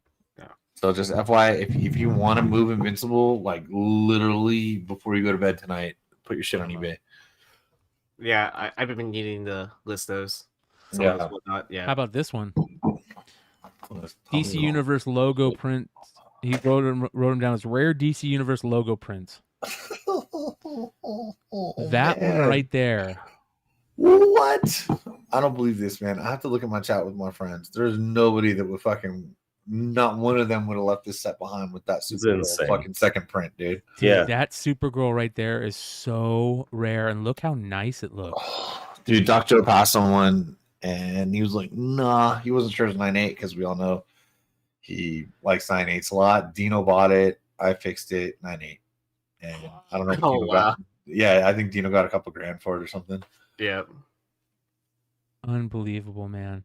I love that this, I don't think this is a good example of how well these things have been selling. Because those are the ones that are so niche that they've kept their value, in my opinion. Yeah. That which is more than you would ever think. Like if you were new to comics and you saw that, would you think that'd be worth? $20? Yeah. $10? If you're new to comics, you're like, oh, I have that book, blah blah blah, and then not realize that there's something different about it. I would assume. This is nuts. That's such a rare book right there. Well, it looks nice too. Yeah. I mean, that's all I can see. What's that? Oh, see, he knows too because look at the pictures of the spine and stuff. Yep. I mean, dude, the spine. Look at it. Why I saw that in a lot? Sell the rest of that lot for $200. Put that a thing little up bit for of something like right $600. there. Dude, Little that's not tiny much bit. though. Not much, no. I'm sorry. Like 9496 is really Yeah. good grade in this book. Crazy, dude. 90 up is a really good grade in this book. Look at, all right, this guy right here is from Australia.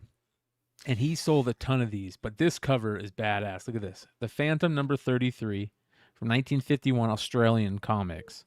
Sold for $3,210. What? But look at this, bro. This guy sold a ton. He must have had the whole lot. These are all the Australian Comics run of the Phantom.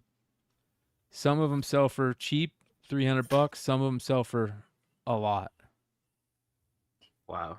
Look at There's that. probably different levels of scarcity because there's different type of collectors looking for these things. Is this Newton Comics? That they know that we don't. No, I don't think it's Newton. I think it's a different one. Look at that one. That one's crazy.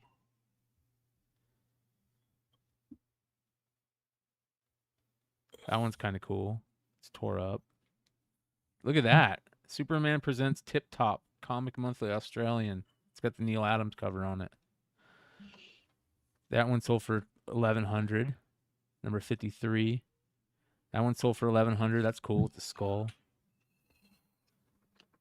I mean, look at this. That one's really cool. That one sold for $800. Oh, look at that. $112 for that Neil Adams cover. Nice. I'll be on that, dude. Yeah. You can have all the Phantoms, dude. Give me that shit. That one's cool. He's got the girl in the red dress, the red head over his shoulder. That one's crazy. $1,800. Wow, look at that.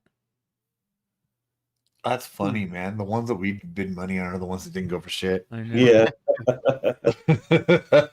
So what we know. Look at this.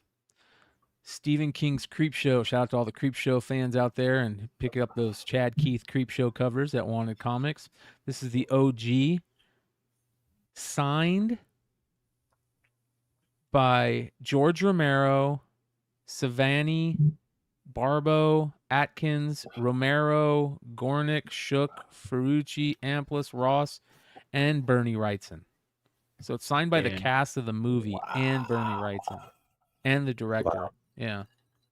What's the date? Hey, we check again. What's the date on the mag?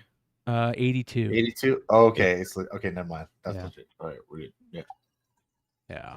That's awesome, dude. I always love the kid's look on this one. He always looks so creepy and demented. That looks right. That looked at that Wrightson. Yeah. I do love how it's like, hey, it's the Stephen King movies on the wall. Carrie, Dawn of the Dead. I wish Stephen Shining. King would sign this. They said Stephen King signed. Did they not? King didn't sign it. Romero did, but King did. That's gotta be tough SS sig, dude. Yeah. That rich motherfucker, hermit Yeah. weirdo he don't need your money for comic books, dude. Yeah. And then finally, check this out. Dave Cockrum passed away a couple years back. This is a 1974 Aurora model mutant box. So this was a model that you could buy from Aurora of a mutant alien. And Dave Cockrum did the original art for it. And this is the original art. It's a painting by Dave Cockrum. Oh, wow. Yeah. That's amazing. Yeah.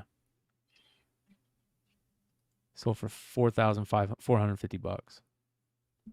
That's awesome, dude. That is so cool. And ladies and gentlemen, that is the market report for November 1st, 2023. We've had 10 months of this fucking year already. Good Bro, lord. it's crazy. So you remember the movie Moneyball? Uh-huh. Yeah.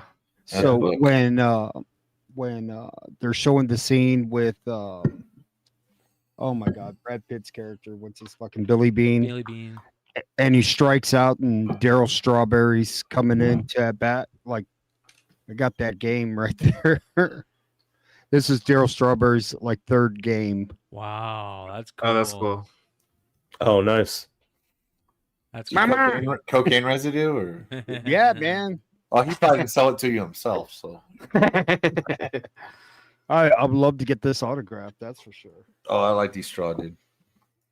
That's like shit. But here's a Daryl Strawberry. Crenshaw, baby. Yeah. Hey, man. Hell yes. What do you want for that? Brad Sullivan. Text me. Okay, I got you. That was Yeah, funny. Dwight Gooden, Daryl Strawberry still. I still got to go through my JSC boxes with you. Eric Davis, Eric the Yeah. Red. Yeah, man. Dale Strawberry, Eric Prettiest Davis swing. both went to Crenshaw. Fucking Will Clark. Fucking bad motherfuckers, bro. Dude, you guys got to listen to Will Clark's and Eric Burns' podcast on the No Filter Network. Oh, it's good. Oh, it's It's good. the I've only best seen. I've never podcast. gone through the whole thing, but I've seen like five and 10-minute clips. Will Clark Will is Clark. the best. Oh, dude. Okay. Will Clark is a bigger badass than I always thought he was, and I always thought he was a fucking badass. Yep, dude. exactly. Great, best And way we to knew put it. Burnsy's fucking wild motherfucker. They're right? both wild, Yeah, dude. Yeah.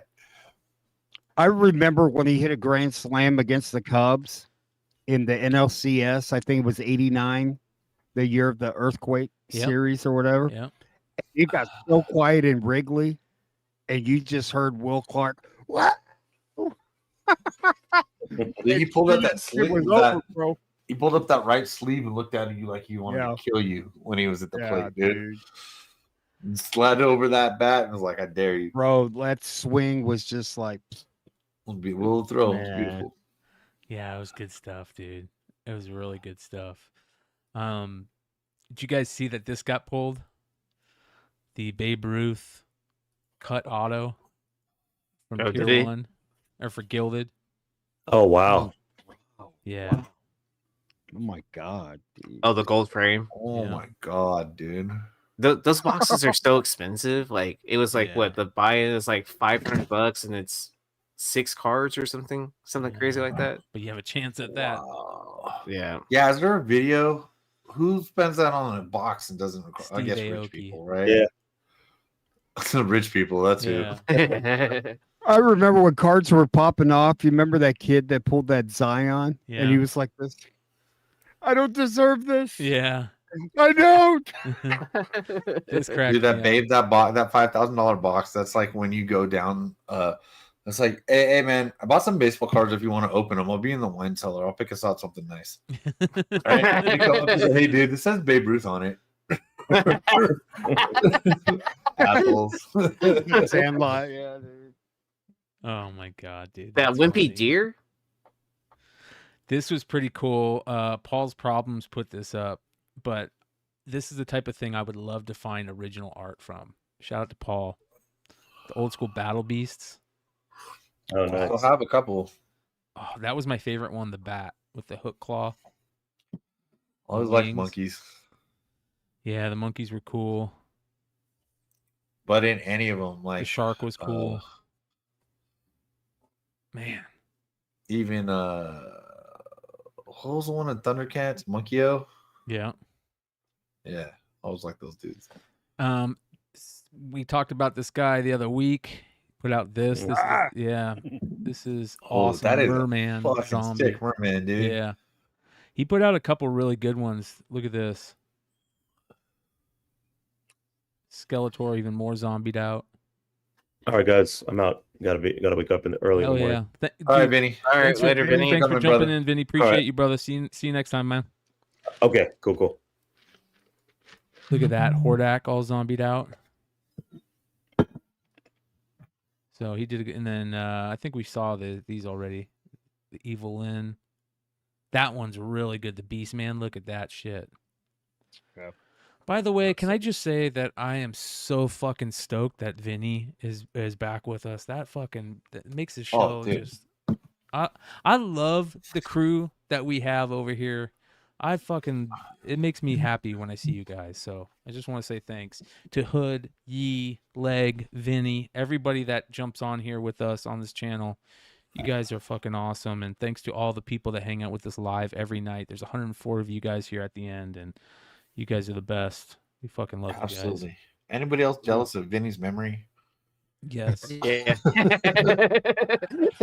I always feel All like of I our know too memories, much. I feel like we had to have tangible stories to remember them. He has I think- video game stats that go on for a half Man, hour. dude. Like Japanese video games, not even ones he played as a kid, like us. Here, remember up, down, left, right, A/B start. Oh yeah. He's like, let me tell you about Is that what is that different boxes Contra? for Super Mario Brothers. That was Contra BA start. Yeah. Yeah. Konami code. Because you're keying that shit in all the time, dude. It's like, fuck. You know who has a memory like a motherfucker is Aaron, dude. Like, I do? Yes, dude. Like, no, I seem to remember that you said that last year on the 4th pod of the year. Hold on. Let me pull that up. You're a fucking liar. Hold on real quick. Yeah, I got you a clip lied. of it. I got a clip of it ready, queued up, ready to go. You're a fucking liar. Except, like, the funny part is, like, I can remember stuff like that, but then, like, I can't remember what I did yesterday. Dude, how can you I walk across my house, I go to the garage, I open the fridge automatically, and I came in here for a Gemini mailer. That's my life, dude. Dude, it's because we're getting old, dude. Like, Dude, so this what the office, fuck bro, am I I here just- for? Dude, I distract myself the entire fucking day. If I had any, hey, anybody got Adderall hookup? Let me know. My doctor won't give me any, bro, but I think I need some. Bro, I'm saying I think, can't like, focus for the fucking life. I'll of me. walk into the bathroom like, why did I? Oh yeah, I gotta pee. Well, you gotta ask. I'll Those be like, Disney don't make writers- me do drugs, Doctor Man. Let me prescribe me some. You gotta ask those Disney writers, like, you know, I mean, obviously they're on way too much ADHD medicine right now with the way some of those ideas are going. Bro, you hear what a shit show the Marvels is, dude? Like, I'm just hearing all of this, that they've had so many reshoots and they've shown this movie to so many people. Like, Let's just have fun. Yeah, dude. Come on, man. We're a comic book show. Let's let people like comic books. I want to like the movie. I do too, man. Hey, it can't be worse than fucking Ant-Man, dude. All Oh, right, yeah. it's impossible. And Guardians gave us some hope because Guardians, I went back by myself. Also, you told me to. Also, I went back by myself to make sure that I saw them in 3D to be like, oh yeah, okay. dude. You know what I mean? I was like, all right. So my whole thing is to go in with no expectations or low expectations, and then if it ends up being better than that, then you're good, right? But you know, I wish Kamala Khan would like take off. You know what I mean? And it just seems like just the way it's being written, it's not going to allow her. You know? Well, the world we live in, man. She's for us. a cute kid. She's did a great job, I think, playing, embodying that character to whatever degree. But she did her homework too on it too. Right?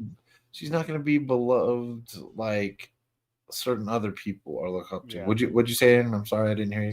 She did her homework on like actually reading the source material and like basing it off of that. So like if she brings the X-Men over because she's the first fucking mutant. Everybody bow down, okay? That's all I gotta say. Well, that's what this movie's supposed to launch. It's supposed to launch the X-Men, so that and Deadpool. We covered that. I don't know. Did we talk about that before you came on and didn't know you were on there? Before you came on, yeah. Yeah. That was funny. He thought we were just casually talking back. After a half hour, he was like, "Hey, are we live?" No, but yeah, man. This is you know what? I have decent hopes. I don't expect it to be. That's fucking cool. What is that? Have you ever seen this? E? Yep. French, or is that pounds? UK.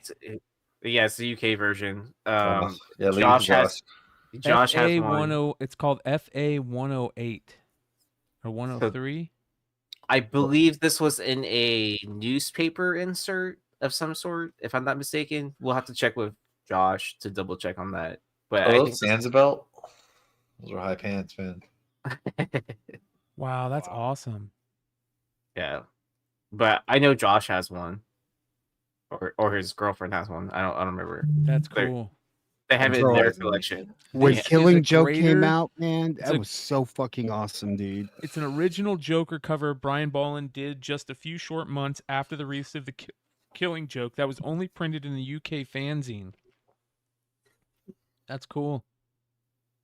You know what I wish I could get from the Killing Joke is I remember we had the Killing Joke stands where you put the books in it.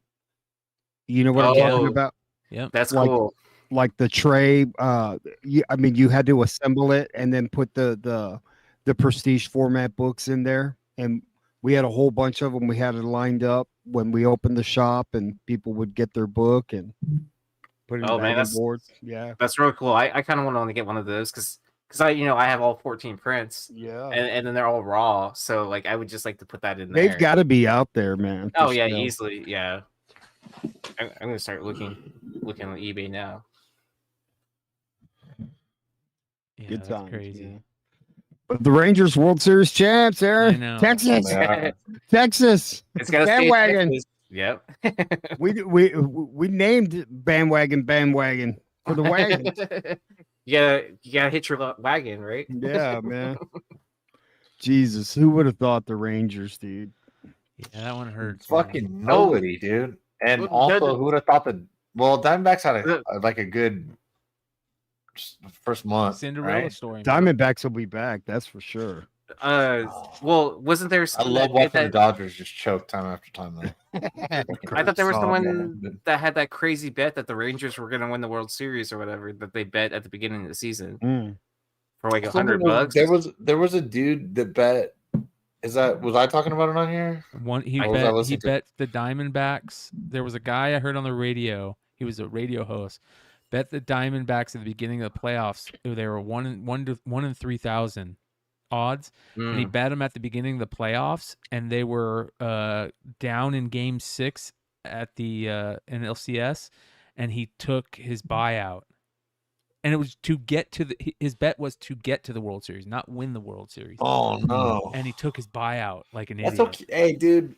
Hey, I mean, if it's not that much money, it's not that much money. There was a dude that called into Dan Patrick, and he had whatever the odds were before the season started for the Rangers to win the World Series, and I don't know, it's $100 or something, but he's going to win $11,000, right?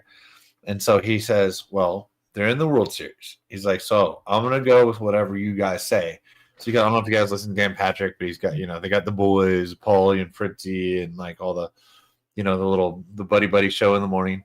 And they're like, well, what do you think? They're like, well, what's this? Because he can hedge his bet. He can get 6,000 out of that easy. He's just got to bet the Astros or the Diamondbacks, and then he's already won if he hedges his bet. And he's all, I'll do whatever. He's all, well, Dan's all for $6,000. you can take your wife on one hell of a vacation. For 11,000, you can take her on two hell of a vacations, right? And they're like, so that's what he said. He's all, I'll go with whatever you guys say. Whatever you guys say. He's like, I'll let it ride, or whatever you guys say, I'll do it. I'll call back into the show. And then so the first guy's like, what's his life situation? Denzel, oh, we're not asking. We're not asking about his situation. What are we voting for? A result. Oh, then let it ride. Next time, let it ride. Next time, let it ride. Well, that dude just won 11 grand. So good for him. Wow, good I'll bet. I don't spend 3 hours a day listening to the Dan Patrick show, although I like the show. I bet I'll be on the phone with them tomorrow, and then he'll probably be like, "Don't tell my wife." Yeah. I'm going to Vegas. So, like, honey, I worked so much overtime. You don't even know, but I hope you appreciate this vacation. So, Hood, I found the Killing Joke scarce retailer store counter display box. Share your screen. Okay. $180 is what they're asking for it. Bro, Like- share your screen. I haven't seen this since the 80s, bro. All right, yeah. So they have that, right? There's the back of it, and it's in this display box. Click on it. Is it just that one picture? Like, it's multiple. Oh, my bad. Yeah, that's it. That's it? That's it. Yeah, but I don't want to pay $180 for this. No, see if there's other pics. This is like the backing of it or something like that. And then it shows like the Batman symbol stuff on the box. Yeah, but I think that's it. Yeah, that's it. Because it stood up and you displayed the books in there. Mhm. I can't believe they have it. God damn. Yeah, so they have the whole box and everything too. I mean, literally, the last time I saw this is when we put the books out for sale at the shop. Yeah, but $180 or best offer, I guess. Yeah, offer them $100 and go from there, bro. I'll just watch it, see what they say. That's cool, dude. That's cool. Fuck yeah, dude. I think for every 10 books, because I think it fit 10 or 12 books, like you got one of those. So I had to put those shits together and didn't have instructions and then It's like folding. It's like folding a pizza box. They don't give you instructions for that either. So it was New Comic Book Day, and so that picture of the Killing Joke on that thing, that was the insert, and that was the picture on the back of a lot of comics. Like that was the social media. Like that's how you knew that book was coming. And so when I first saw that, of course, like Swamp Thing with Alan Moore is like where I started. Like, reading comics and anything Alan Moore, bro. Like it was like what? And like Alan Moore touching Batman, bro. Like, dude, that was some epic shit, dude. Well, we've got Bogcast tomorrow night, you guys. We've got the Hot 10 Friday night with our boy Stein. And then Saturday night, you guys, Mayhem. We're going to really dig in, I think, on this epic thing. I'm going to try and get some people who were involved and some people who may be letting some information go out there, that isn't known yet. So we'll see how that plays out. I do want to say this. One of the biggest things about Arizona and the Southwest that I love so much are sunsets. And this is what sunsets look like in the Southwest with a crazy eyeball in the middle. Talk about cool. That's fucking cool. Hell yeah, Vegas, baby. I'll be there. I'll see you Friday, Vegas. Nice. Wow. Have you been in that thing yet, Sean? No, it just opened. And I don't care what I go to. I just want to go. Like, I don't care if I like the music, dude. I'll go see a fucking shitty opera. Yep. You know what I mean? Do you know what the cool thing about there is? No matter where you sit, it sounds exactly the same. Yep. Really? And Yeah. but I think there's different tiers for your viewing. Right. But yeah, you need to show fucking Empire Strikes Back in that bitch, bro. Man, that'd that's be beautiful. awesome, dude. That is just beautiful Oh, yeah, all man. around. So have fun in Vegas, Sean, and we'll see you guys next time. Cincinnati Saturday. But yeah, bye.